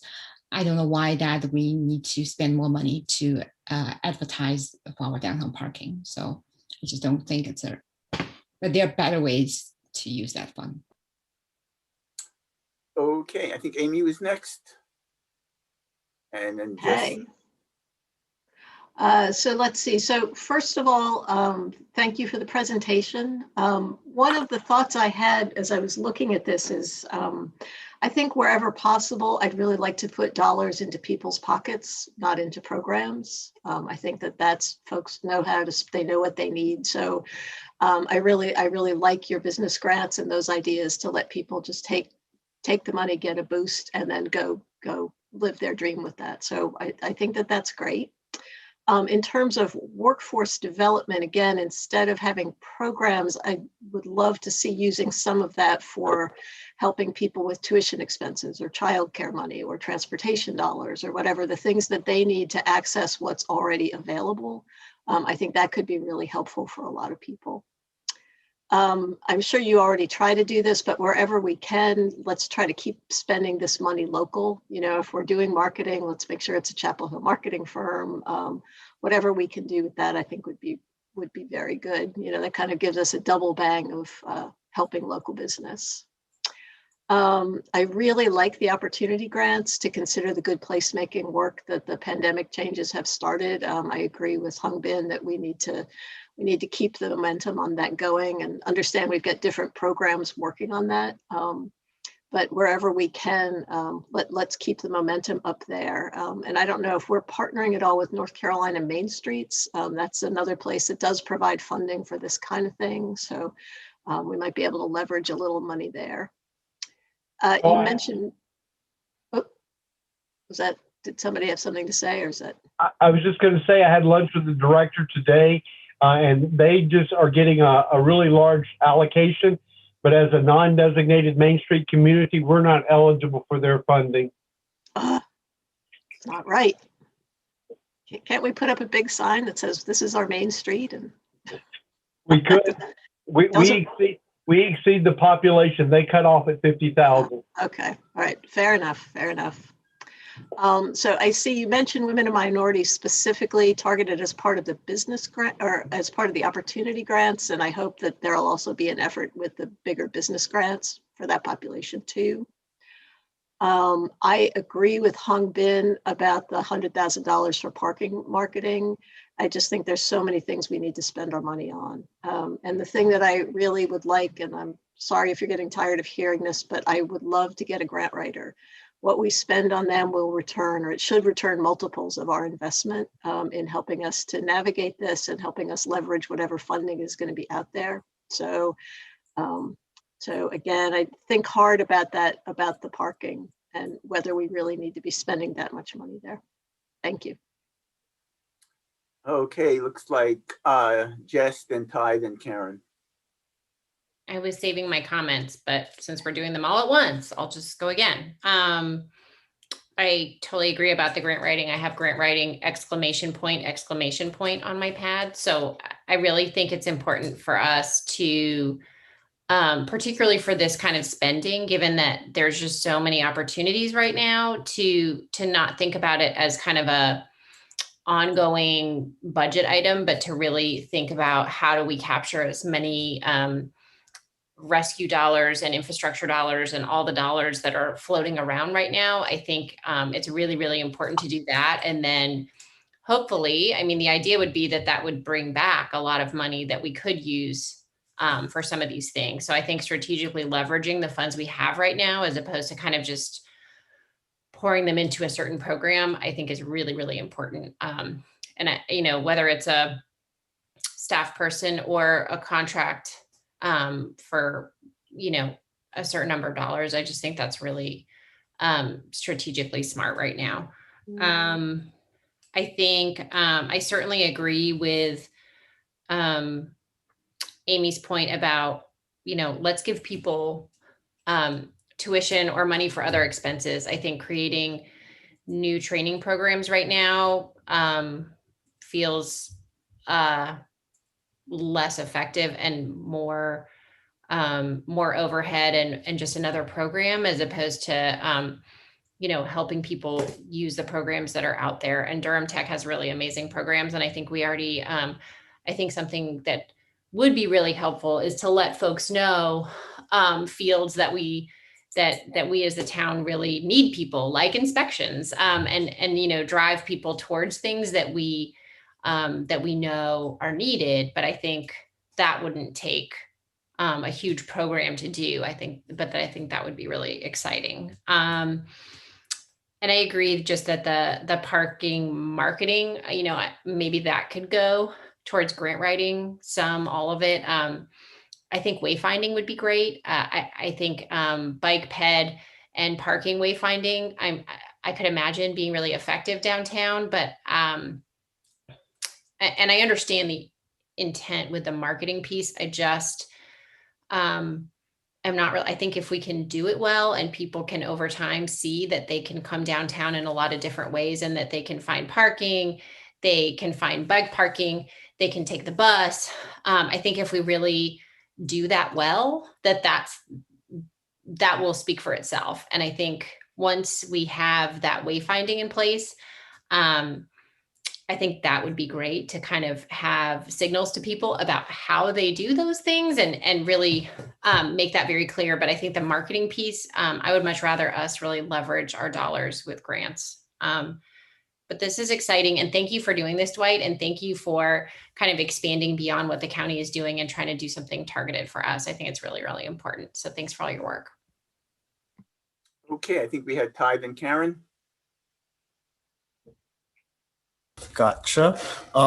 So my thoughts on the business grant side, love that. But as a tech entrepreneur, I can say $500 doesn't do pretty much anything for a business. So I'd rather us increase the amounts and have the floor be like 1,000 at least, and have, make a larger impact on a smaller number of businesses. We're not exactly Austin, so we're not like pumping out startups left and right. So even at 25 startups served on that lowest grant tier, that's still probably significantly more than we even have in our town. And I think that also gives us opportunity to attract startups.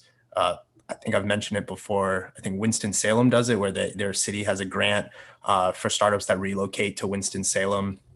And they do that in partnership with pretty much like their version of a local launch. And it's been extremely successful. So I think that would be good. And then on the kind of collaboration with the university, I think we definitely have an opportunity to create, I think it's in Charleston, has the most successful, which I recently learned, has the most successful tech corridor in the South. They've raised over like $2.6 billion in venture funding, the startups there located there. So I think and I would say we have a bit of a competitive advantage compared to Charleston, South Carolina. So I think we could take some lessons learned from that and really divert some funding into programming like that. Also on the grants, I'd like to see us collaborate with the Midway Business Center to reach minority-owned businesses. I know they have a large network of those. And then something in connection with the grants, I don't know if this is possible with this funding, but providing programming, because I think that's a missing piece that NC IDEA, which is a statewide organization that supports entrepreneurship, has found, is you can't just give a lot of these early stage companies money. There's a learning curve to running your own company. And so providing some of that programming to help support these businesses kind of get to that next milestone where they can be eligible for run-on funding, I think would be even more impactful than just giving them $1,000 to begin with. And obviously we have Launch that already provides a lot of that programming. And I know they're kind of steering towards offering or being more program heavy. So I think that's a perfect fit. And then the marketing, I think we could reduce that. Funny enough, was just listening to Andrew Yang, who is on the Freakonomics podcast, and he's running for mayor of New York City. And one of his big things is one of the most impactful things that he is saying can be done to help New York City recover from the pandemic is bringing more people into their downtown. So he's proposing I think it was $500,000 in targeted digital ads, which goes, for a city of New York City size, $500,000. I think we can get away with like $50,000 for a town of our size, and doing those really targeted digital ads. And he was talking about, you can even do it where people that have previously visited Chapel Hill, you can target them with like a Facebook ad or something and say, it's safe, there's parking, and they're obviously much more likely to convert and come to downtown. So I think we can be a lot smarter with that money and let it, go a lot further. And don't know necessarily we need a marketing firm for that. I mean, Facebook ads are pretty cheap. And then the workforce development, I would like to see more money on that, just because even with Durham Tech and such, Durham Tech serves 2 counties. There's a lot of constituencies involved in that, and they only have so much funding. So there is a lot of gaps left over with that. So putting more money into that and targeting traditionally underserved communities, especially in our refugee community, is a big win. Just working with local high schoolers from that community, I know that there's a lot of disconnect between our school district and Durham Tech. So I think there's some way we can help there. And another thing I want to advocate for, and I know I've talked to Maurice like 30,000 times about this, is an apprenticeship program. Chapel Hill used to have one of, if not the best, apprenticeship programs in the state.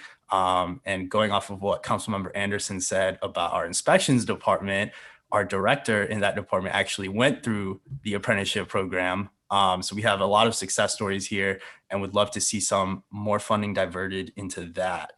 I think that is everything on my list. That was a lot. Thank you. Karen. Okay, I agree with Amy in terms of the philosophy she was talking about the best, how to use money in terms of helping people most directly. I definitely want to see more investment in the workforce development, whether I'm not sure if, helping in terms of the way Amy was talking about, like tuition, or the way Ty is talking about. I don't know enough to know what the best way is, but I think that's got to be a priority. I also think increasing the amount of the business grants makes a lot of sense. As Ty was saying, I'm gonna pile on the parking. I believe, if I'm not wrong, that the plan was $100,000 per year for 2 years, so it's $200,000, and that just doesn't make any sense to me. I think wayfinding signs is great, but and to echo Jess in terms of, if we're going to try and get more people in terms of how they're getting to downtown, bike, bus, walking, all of it needs to be included.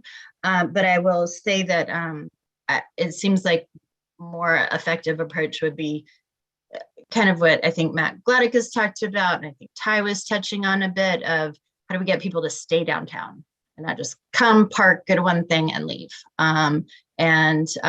So creating more spaces that people will, and this comes back to the splash pad, but I'm not going to talk about that tonight. But things like that. I just spent some time in downtown Greensboro, and it was just so delightful. There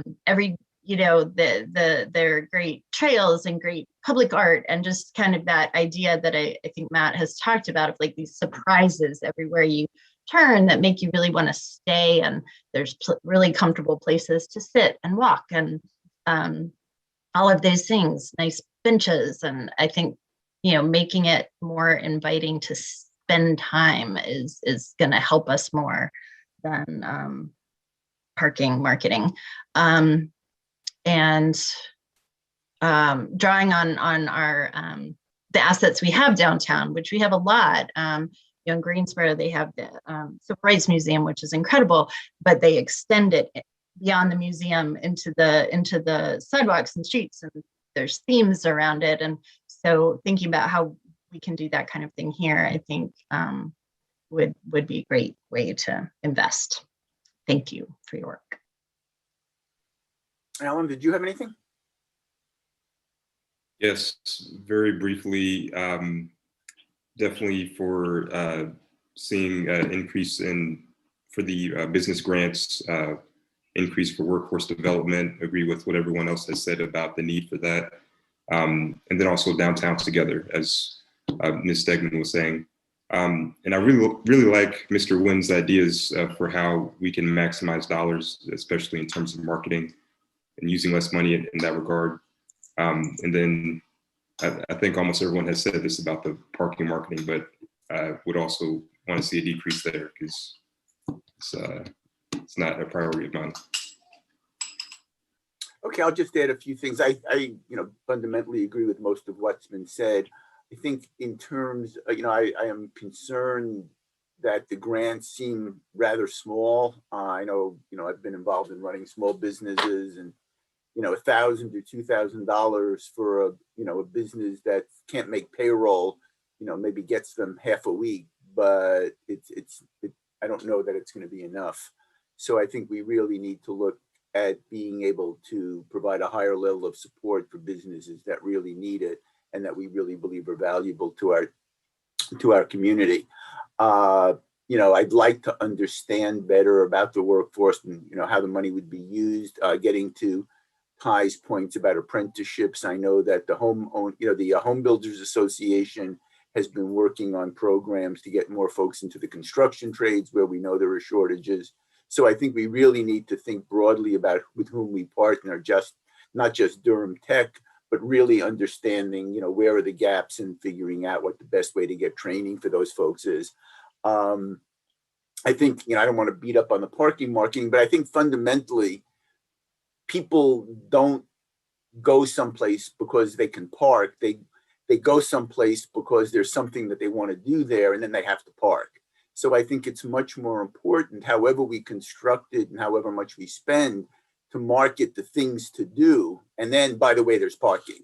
But, you know, I think that the focus has to be on, if we're focusing on downtown and the things people can do downtown, why they should come downtown, why it's a good place to be. And then, by the way, you can park and you can take a bus and you can ride your bike.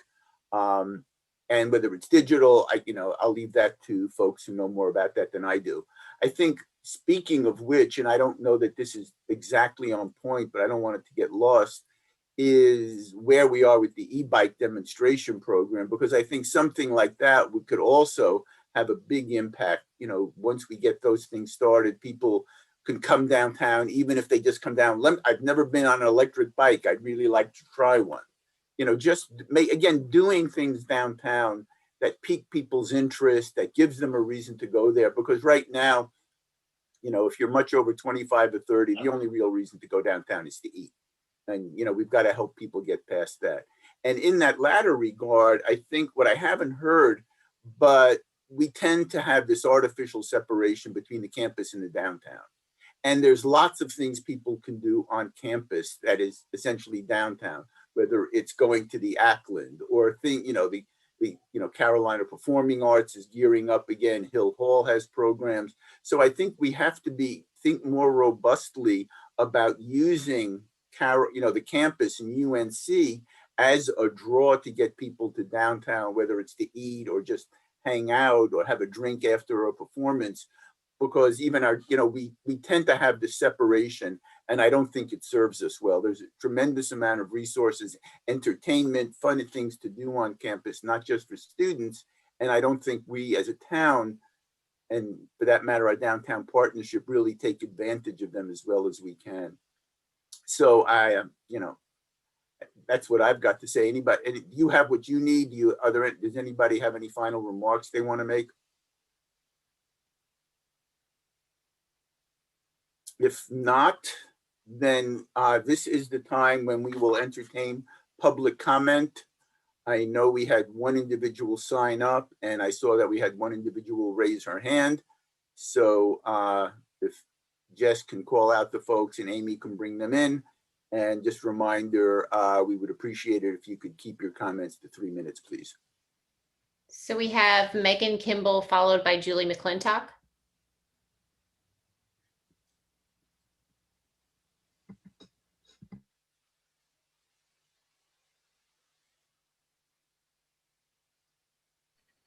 Mm-hmm.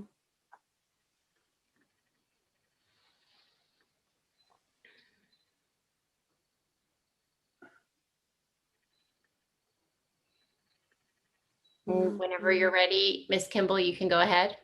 Okay, good evening. Thank you so much for the opportunity to speak tonight. My name is Megan Kimball, and I am an attorney at the Southern Environmental Law Center. I just wanted to speak briefly about the item on the redevelopment of 828 MLK Boulevard. There is a lot to say about this, so I sent you all a letter earlier today. I wasn't able to send it until 5:30, so I'm afraid it wasn't useful for your conversation tonight, but I hope it will be helpful as you consider these issues in the future.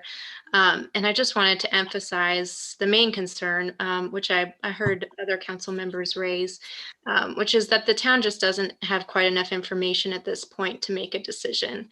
I was really glad to hear all the questions that you were asking this evening. I think you're asking all the right ones about environmental impacts and health risks.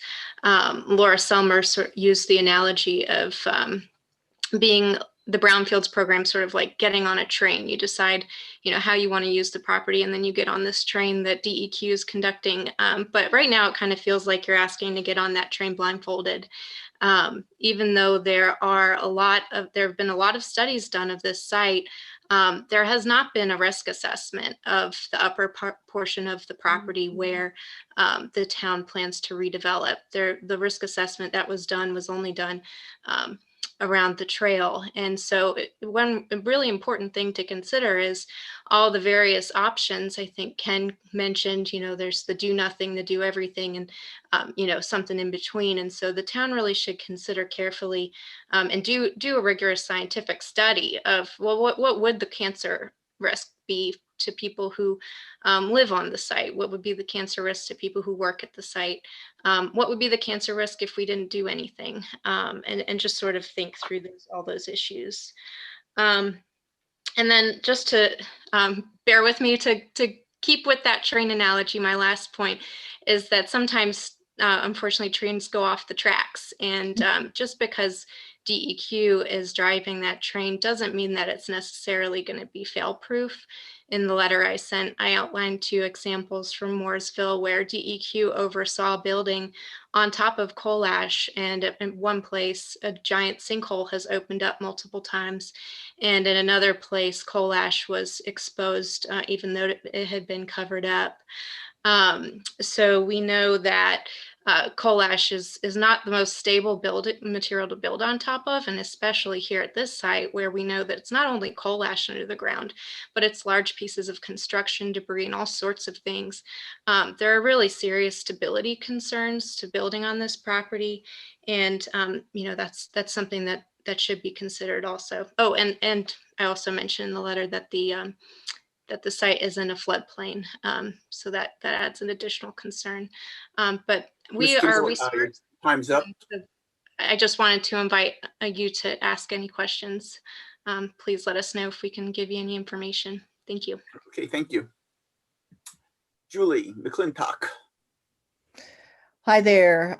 Thanks for looping back to think about coal ash again. I'm president of Friends of Bowling Creek, and we've been a partner with the Southern Environmental Law Center since 2014 when we first raised this issue with the town council.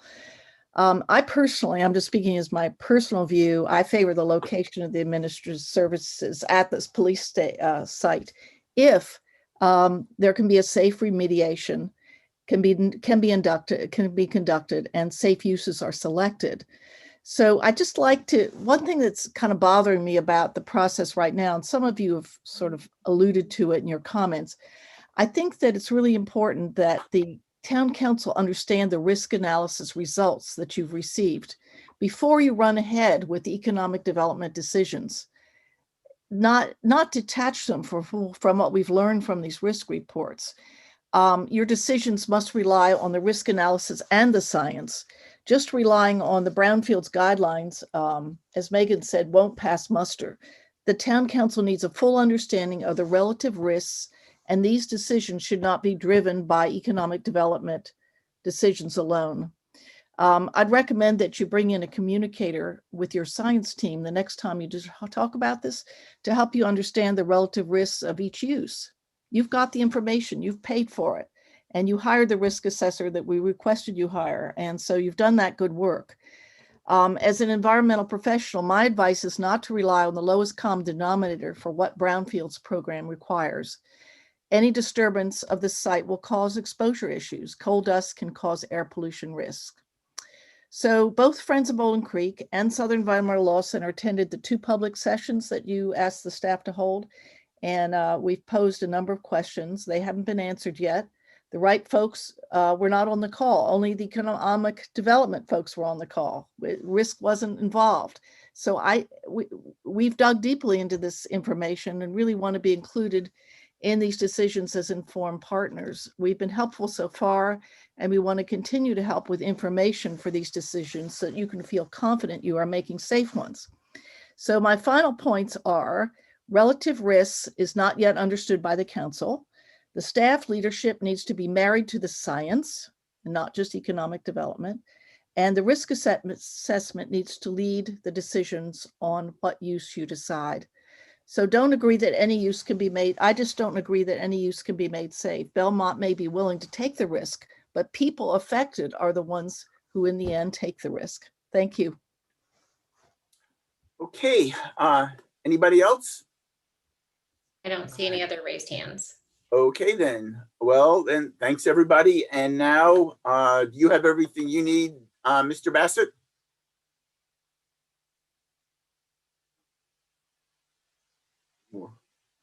take that as. Yes, I have Okay. everything I need. Okay, then we can now move on to the business meeting portion of our meeting. And with that, we will move to a discussion of the Rosemary parking deck update and potentially adopt a resolution for initial findings and to call a public hearing for the issuance of limited obligation bonds. Mary Jane Nerdlinger, our Deputy Town Manager, will guide us through this.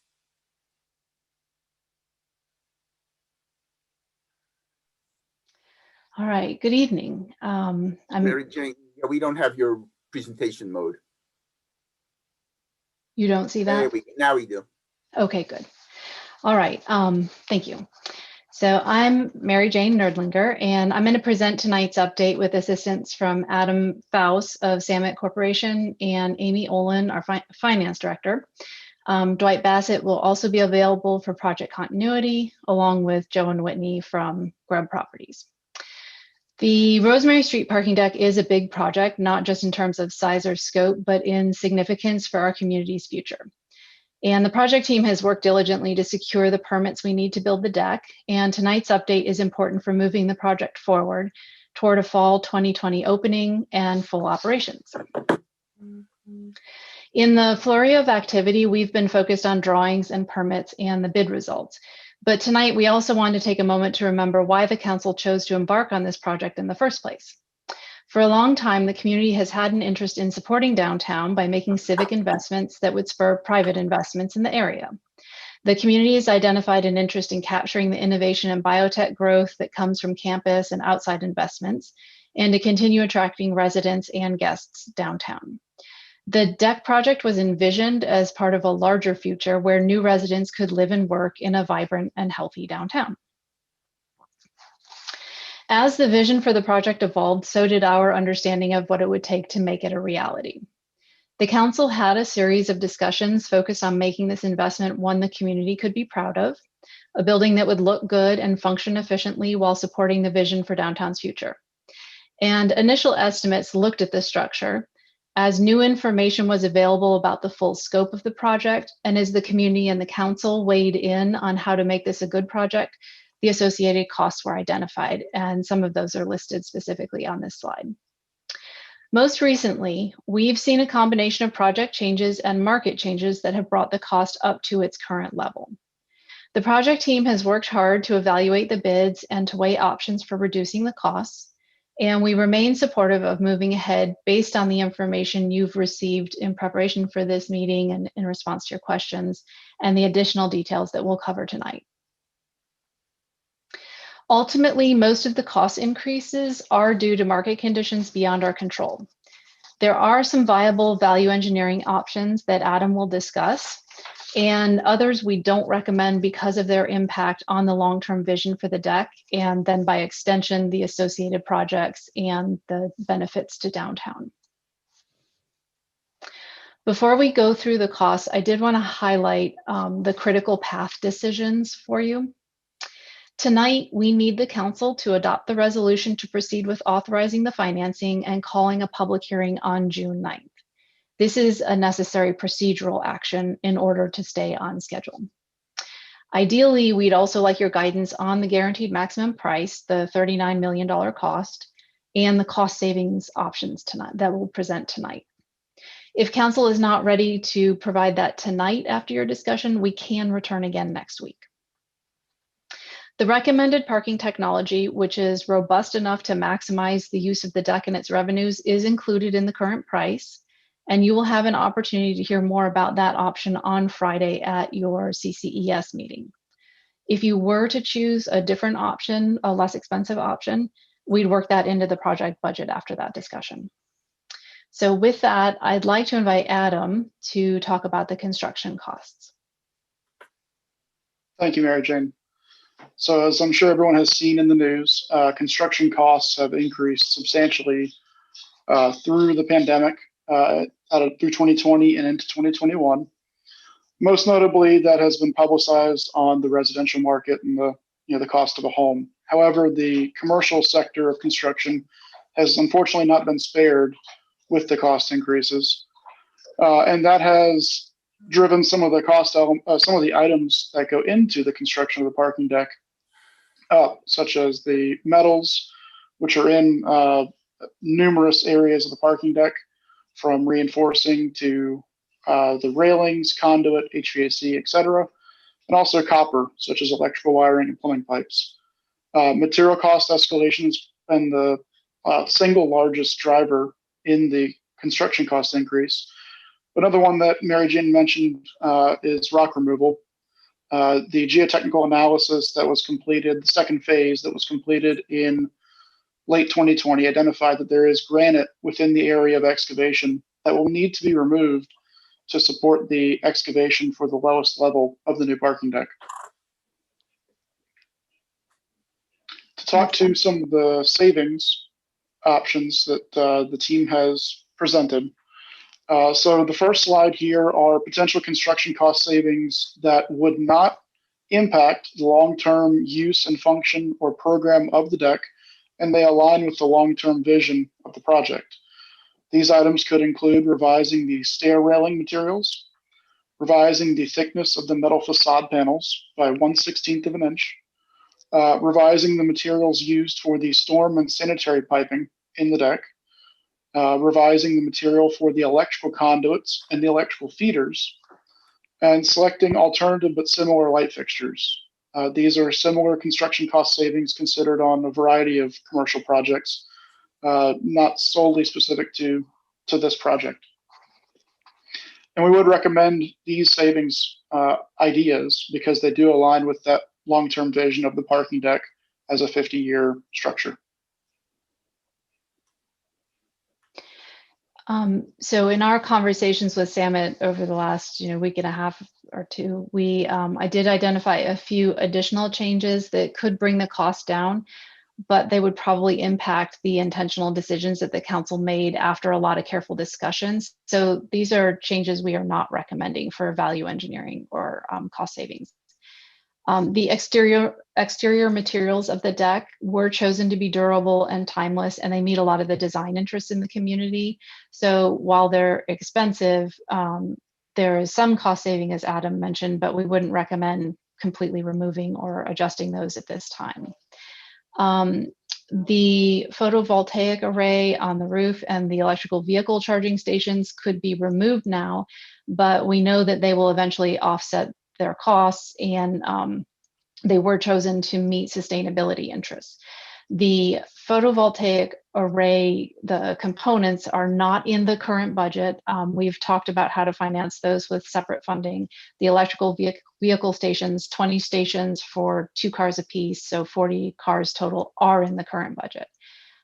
So we're not recommending removing the electrical vehicle stations or any of the supporting equipment for the PV arrays.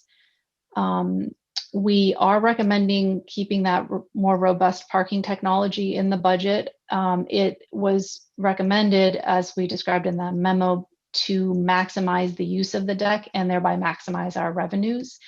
And we do know that currently there are other parking garages in the area that are upfitting to upgrade to this level of technology in order to achieve those benefits. And a retrofit is more expensive than just putting it in the first place. So those were some of the things that our team talked about and did not want to recommend, even though they could save money. We did mention in our memo to you that we were trying to explore the option of lifting the deck up a level because of the granite that Adam mentioned. And before the bids came in on the 21st, we thought that that would be a way to save on some of the construction costs. Samet was able to look at the bids and quantify that savings and identify some of the costs that would be associated with the change. So we sent you those details earlier today via email. And this one was actually a pretty hard call. There are some intangible benefits to not doing as much blasting and hauling. The height would increase, but ultimately the risk of having to go through the additional approval process, because that change would require council approval, we're not even confident we could get through the Planning Commission, council, and DOI on our timeline. and we could potentially lose the cost savings to the continued increases in materials. So that all of that together made it really hard for our team to recommend proceeding with this option in confidence. So right now we're not recommending doing that and sticking with the original design. So Amy is now going to walk you through the cash flow that reflects all of this information. Good evening. So my portion of the presentation begins this evening with an updated look at the projected cash flows for the Rosemary Deck project.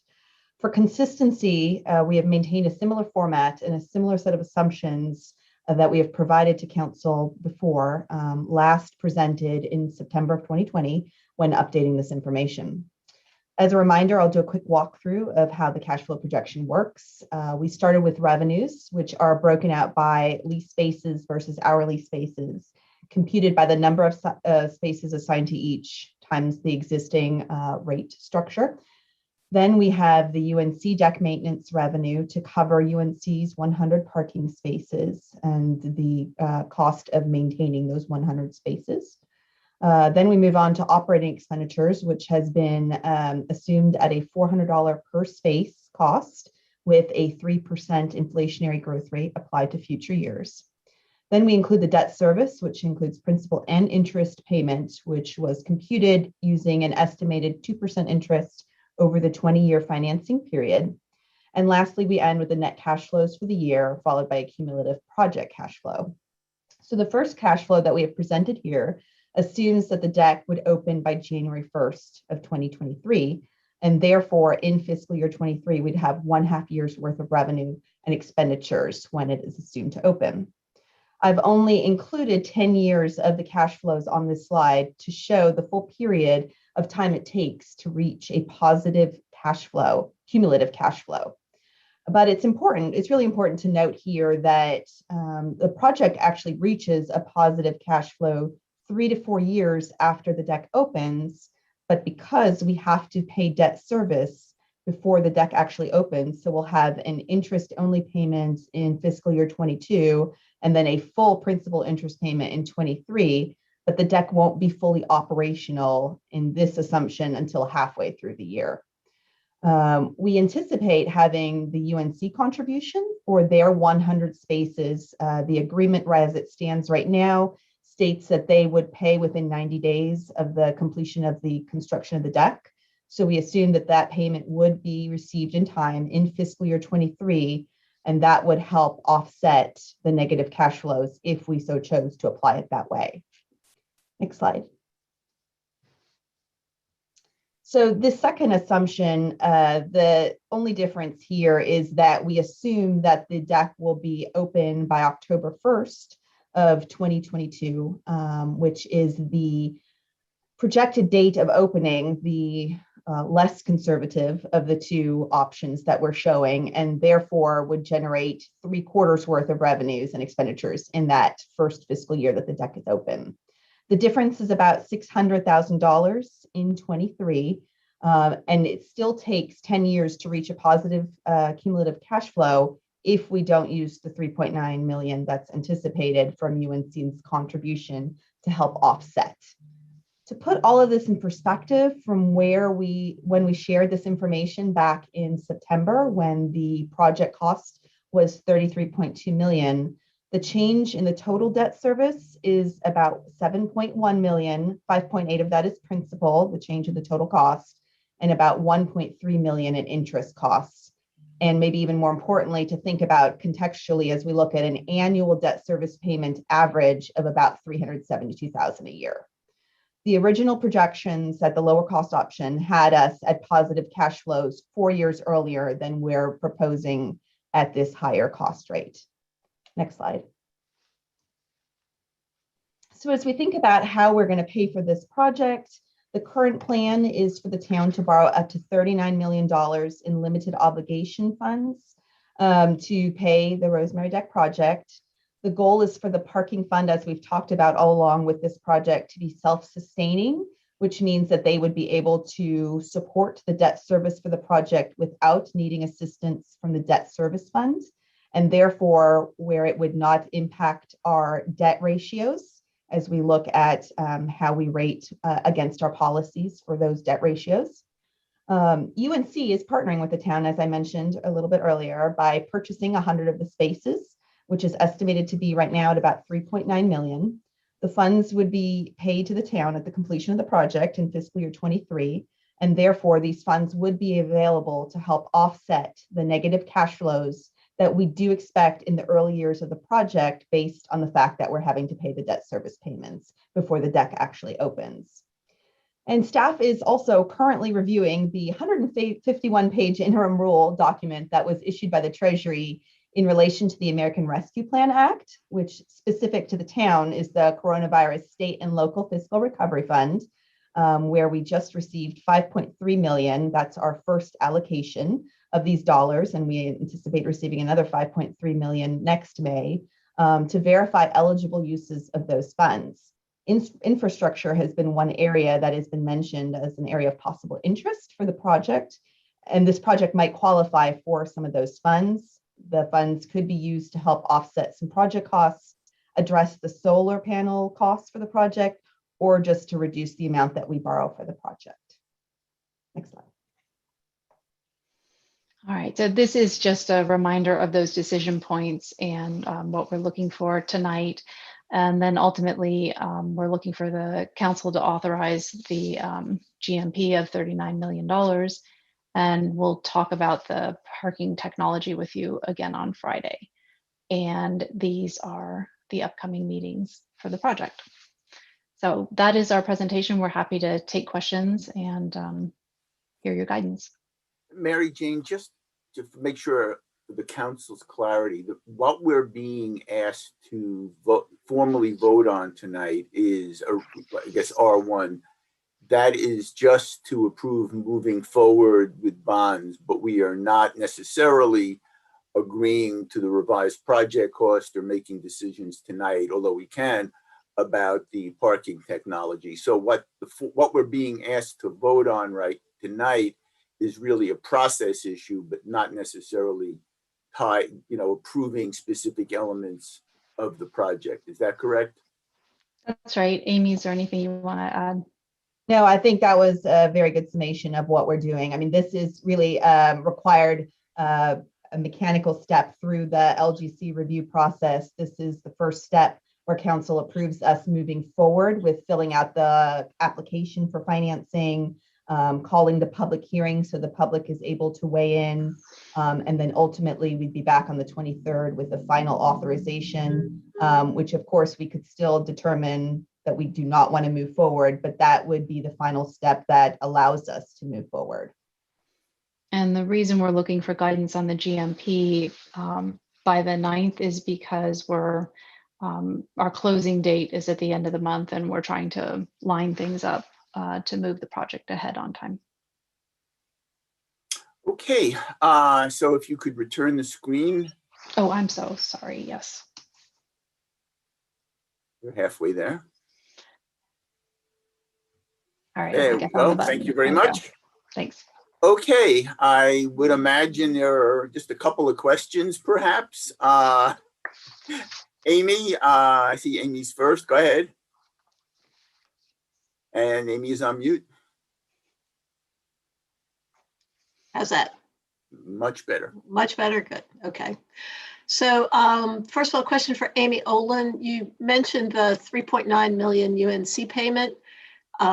We just got these spreadsheets, so I didn't have a chance to go through them thoroughly, but I'm not seeing that payment on there in your calculations of the cash flow dates.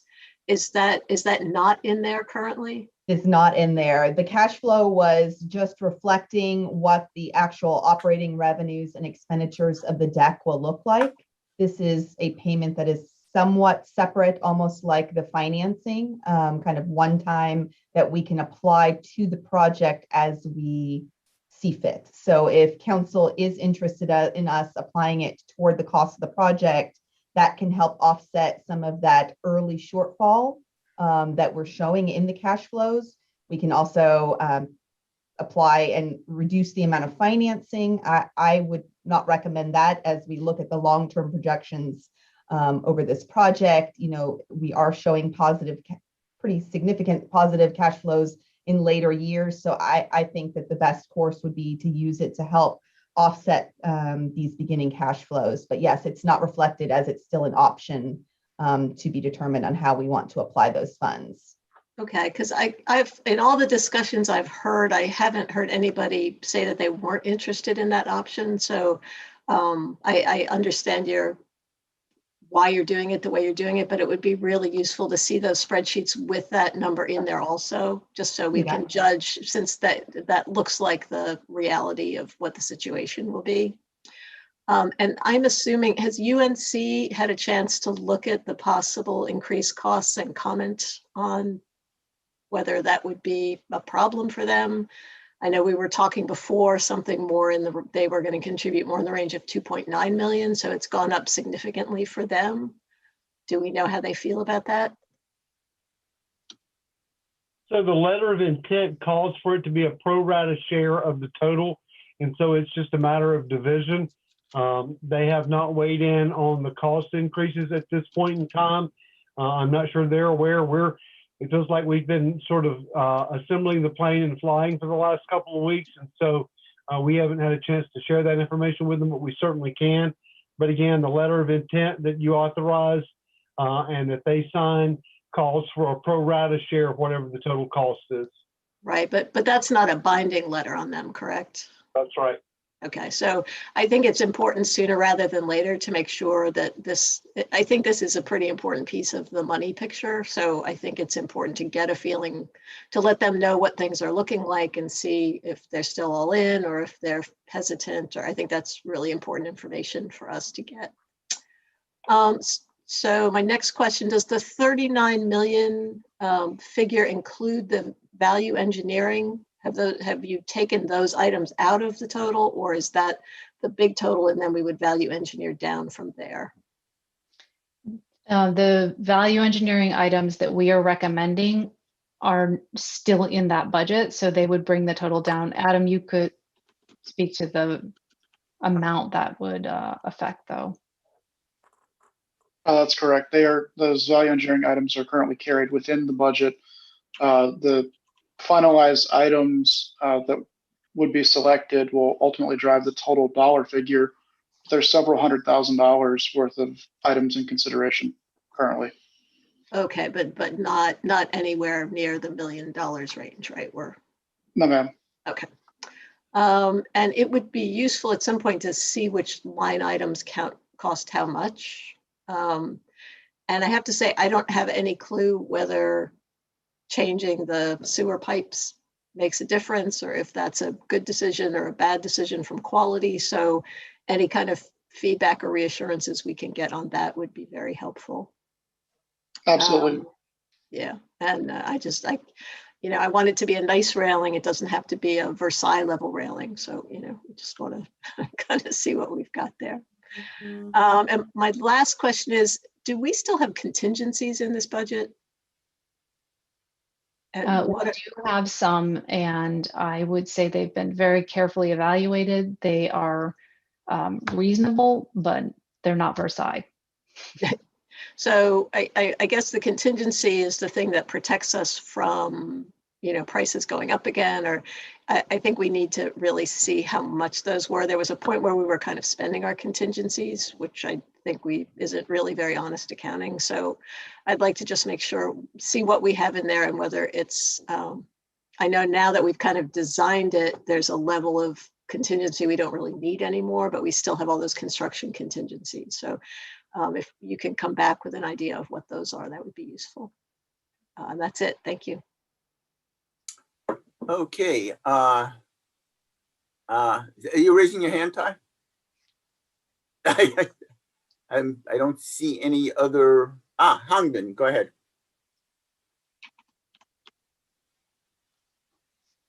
So first, I just try to make sure that I understand that correctly. So you mentioned about the interest rate for this bond is 2%. Is that for 15 years? It's over 20 years, and that's the estimated rate at this time. We feel pretty confident about that rate based on the borrowings that we just completed for the 2/3 bonds and the affordable housing. So it might come in just a little bit under that 2%. So that's pretty conservative. Okay, so it will take like 20 years for us to pay off this loan. Okay. Okay. And then I don't know what this is 39 million. I know is the size of the bond we're going to initiate, but how does that relates to the actual cost of construction? Does that mean that in the future, because the construction material could keep on increasing? I mean, it's a lot more expensive, and everyone's talking about the inflation. You can expect that the things are going to be getting a lot more expensive. I mean, just all these things could happen. So what are during the construction, is there other possibilities for the cost to continue to increase, or how much protection that we have for ourselves? I think Adam might be the best person to talk about how this works from a construction perspective. Generally speaking, the bids that we received are the cost to us for a particular amount of time, which is also part of why keeping on schedule and making a decision is good, because we know what that cost would be in that time frame.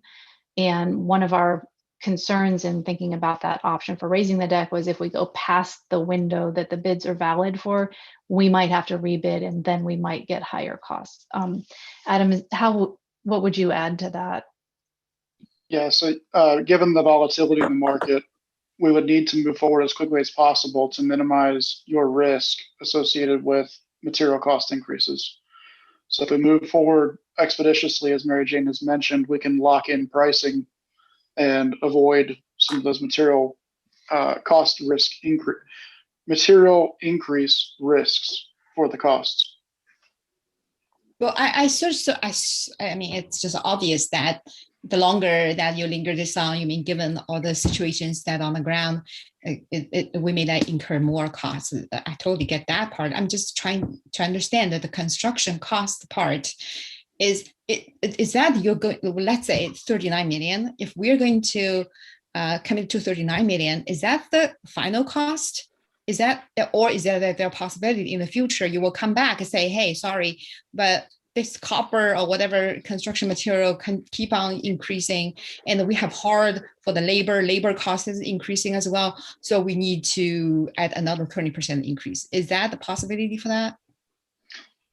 The construction costs would be converted to a fixed price contract with each of the contractors working on the project.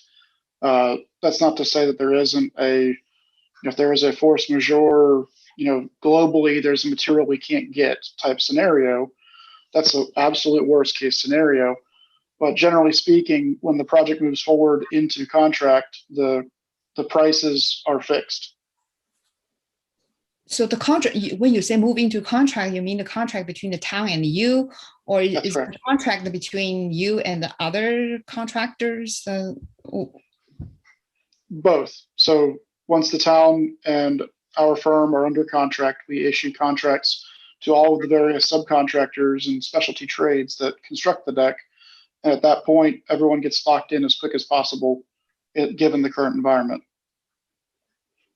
Yeah, but I mean, I certainly, my experience of those like on-site building projects, usually it will increase in the end. The cost, the actual cost, the final cost is higher than whatever the initial contracted numbers that I signed in. But I think just try to have some prepared for what kind of scenarios that we may get into.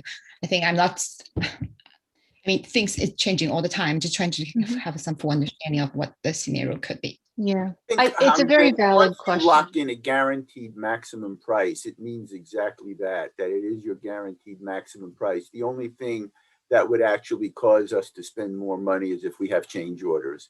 And so as long as we have a rigorous process in place to manage change orders, once we sign the contract with the general contractor for a guaranteed maximum price, that is the price we will pay, absent change orders, or as Adam said, some kind of, global cataclysmic event. But the whole point of doing not every construction project is done using a guaranteed maximum price method. So if you just continually are taking risk as the developer and continue to bid out contracts, you run that risk. That's why the town has chosen to go with a guaranteed maximum price. Okay, well, that's assuring. Okay, so like the last question, I think is for our town or for Amy. So, well, I certainly I understand your cash flow, that the projection, and I understand those numbers or assumptions that you made, but it is, I mean, just being realistic, it's a pretty optimistic assumption to be able to have that kind of occupancy rate in the first year. I mean, given what the situation is now in downtown, of course, I mean, things can change and all that. I'm just trying to understand the full spectrum of scenarios. So what if that we do not, I mean, given the current parking revenue that we have, given the historic data of parking revenue, I mean, I just, of course, I can like try to persuade myself into believe the things could like all of a sudden like completely changed with the parking demand. But what if that we do not have that kind of revenue? What kind of financial resources or protections or the things that we have that can carry us through?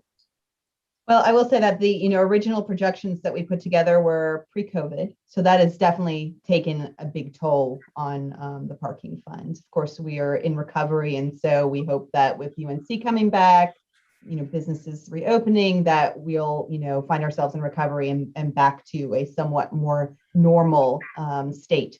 Part of the when looking at historical numbers, we have to remember that we did recently change our fee structure, and we increased our hourly and our leased space rental fees to try and address some inconsistencies in our fee schedule and what we were charging for different decks and lots, and to try and help with the parking fund and the financial status of the parking fund. We're also, looking at the future development of downtown and recognizing that more business is coming downtown and trying to revitalize downtown and, have the infrastructure in place so that there will be more people who are interested in parking based on what additional development is coming into downtown. We do have the UNC funds that will help offset any shortfalls in the first few years. And I think that's really those first couple of years. UNC funds, is that the 3.2 million? That okay. Right. That we have, I think, and that would be the recommendation to try and put into the beginning years of the project to help offset any shortfalls that we see based on the timing of the deck coming online and people starting to get used to this new deck being there and coming and parking. So I think we're fine for that period of time. And then we know that more development is coming downtown and will help, rejuvenate. And I think that's obviously the goal with providing this infrastructure. We have as a reserve, if that does not come into play, we have the debt fund, which is obviously not an ideal use of the debt fund, but we do have a backup if we are at that point. But I obviously don't know what's going to happen in the future. We couldn't have predicted COVID. So, I can't imagine with what is happening downtown that we would find ourselves in that position. It's really those first couple years as the deck is coming online that I think we might have a harder time hitting those positive cash flows, and that UNC contribution will help get us to the point of positive cash flow. Thanks. And we've got the, Amy, I forget what we're calling it these days, the 137 building, which should be coming online relatively shortly. So that will, and that will start getting more workers downtown to use the parking deck when it's built, right? Do we have any information about their lease information? Pre-lease information?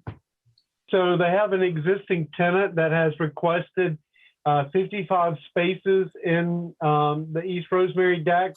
And I am working with the town attorney on drafting a lease agreement for that because they're wanting it to go along with their lease terms. And so we think that that's just the beginning of demand that we will see in this space based on the development we see being proposed around the deck going forward. Dwight, are you comfortable commenting on the potential development at the corner of Rosemary and Columbia and the impact of that on the deck? So I am, based on the fact that you asked. You have talked about a parking payment in lieu system. And so we have already talked to Grubb about the potential that if they were to build that building, since they're not providing parking, that they would owe the town $1.2 million for the rights to parking places, and then they would still have to pay the monthly fees as the way we've structured it right now. So we've already initiated that conversation, so they're not surprised if council decides to go forward with that. But I think we need to make sure that we do the calculation to make sure that we understand our current monthly rate actually cannot cover the cost for the construction and the maintenance of that space. We have to count on the hourly rate. Hourly rate is the lifeline for this. So we recalculated, Councilmember Gu, we recalculated in our negotiation with you last year, and we said that it's $170 per space, break even on the debt. And if we lease in 12-hour increments at 125, we've restructured our fee for 12-hour increments, and that should cover the cost of each space based on that operational philosophy. Well, I'm not sure I want to take too much time, but we can discuss this after offline. But especially with this increase in the cost, 39 million instead of 33 or 28 million, this 40% increase definitely changed the scenario. And I can do the calculation with you, but I think we can do that offline. Okay. Anyone else have any thoughts or questions that they wish to bring to the fore? Not seeing a lot of hands here. So we have one item that we need to vote on, namely the resolution that keeps the process moving forward. And we can get to that in a moment. But is there anything formal that you're looking for from us tonight regarding the GMP, or can that wait? What's the, Maurice, how do you want to proceed with that? Well, I mean, it would be nice to have guidance from council tonight on the GMP. But you know, if council wants to wait until next week to formally approve that, they certainly can. So perhaps what would make, maybe right in a second, Amy, is perhaps just maybe do a quick, either statement or whatever, how folks feel about that at the moment, and how comfortable folks are or are not with where we are in terms of the GMP at this point. Amy? Yeah, my comment would just be that I think there's some numbers that are still missing, in terms of what that value engineering, what those different amounts would be, what our contingencies are. We haven't had a whole lot of time with this information either. So I guess I would be more comfortable talking about specific numbers next time. Anyone else have thoughts on it? Alan? Yeah, I'm in agreement there. One thing I was hoping that we would see by tonight was some kind of line item budget or table displaying where those increased costs are coming from and those associated cost amounts. And I'd like to see that before, giving feedback either way on the GMP. Okay. Anyone else have thoughts? Lost somebody. Okay. Yeah, I think that makes a lot of sense. I think this is a lot of information to digest very quickly. And I think it would be in, all of our best interest to get, if we have additional questions or informational items we need, perhaps we could send them to Maurice to make sure that we all get the information that we need, so that when we do finally take a vote on this, we're comfortable that we're doing the right thing based on good information. Does that work for everybody, or does that work for the staff? It absolutely does. Yeah. Okay. So I see thumbs up. So in order to keep things moving along, then I will entertain a motion. I'll move our. Sorry, we don't have any public comment on this item? Oh, I'm sorry. You're right. Actually, I don't think we do, but I'm sorry, you're absolutely right. My We have mistake. nobody signed up and no raised hands. Sorry, Okay. thanks for I checking. second Councilmember Anderson's motion. Okay, moved by Jess, seconded by Ty. I will call the roll. Councilmember Anderson, Aye. Councilmember Boincy, Aye. Councilmember Gu, Aye. Councilmember Quinn, Aye. Councilmember Ryan, Aye. Councilmember Stegman, Aye. and I vote aye as well, so it is unanimous. Okay, then, that is the last item on the public agenda. We do have what I hope will be a brief closed session this evening. So, Karen, can you read the resolution, please? Yes. I move that the council go into closed session as authorized by General Statute 143-318.11A3 to consult with the town attorney regarding a judicial action and to preserve attorney-client privilege. At the conclusion of the closed session, the council will adopt a single motion to end the closed session and adjourn the meeting without taking further action. Second. Second, moved by Karen, seconded by Jess. I'll call the vote. Councilmember Anderson. Aye. Councilmember Boincy.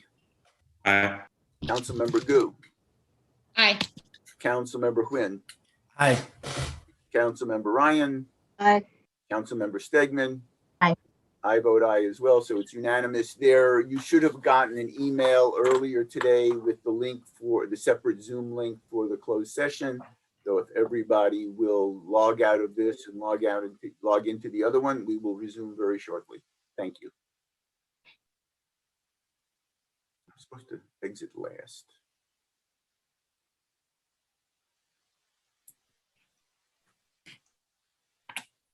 You can,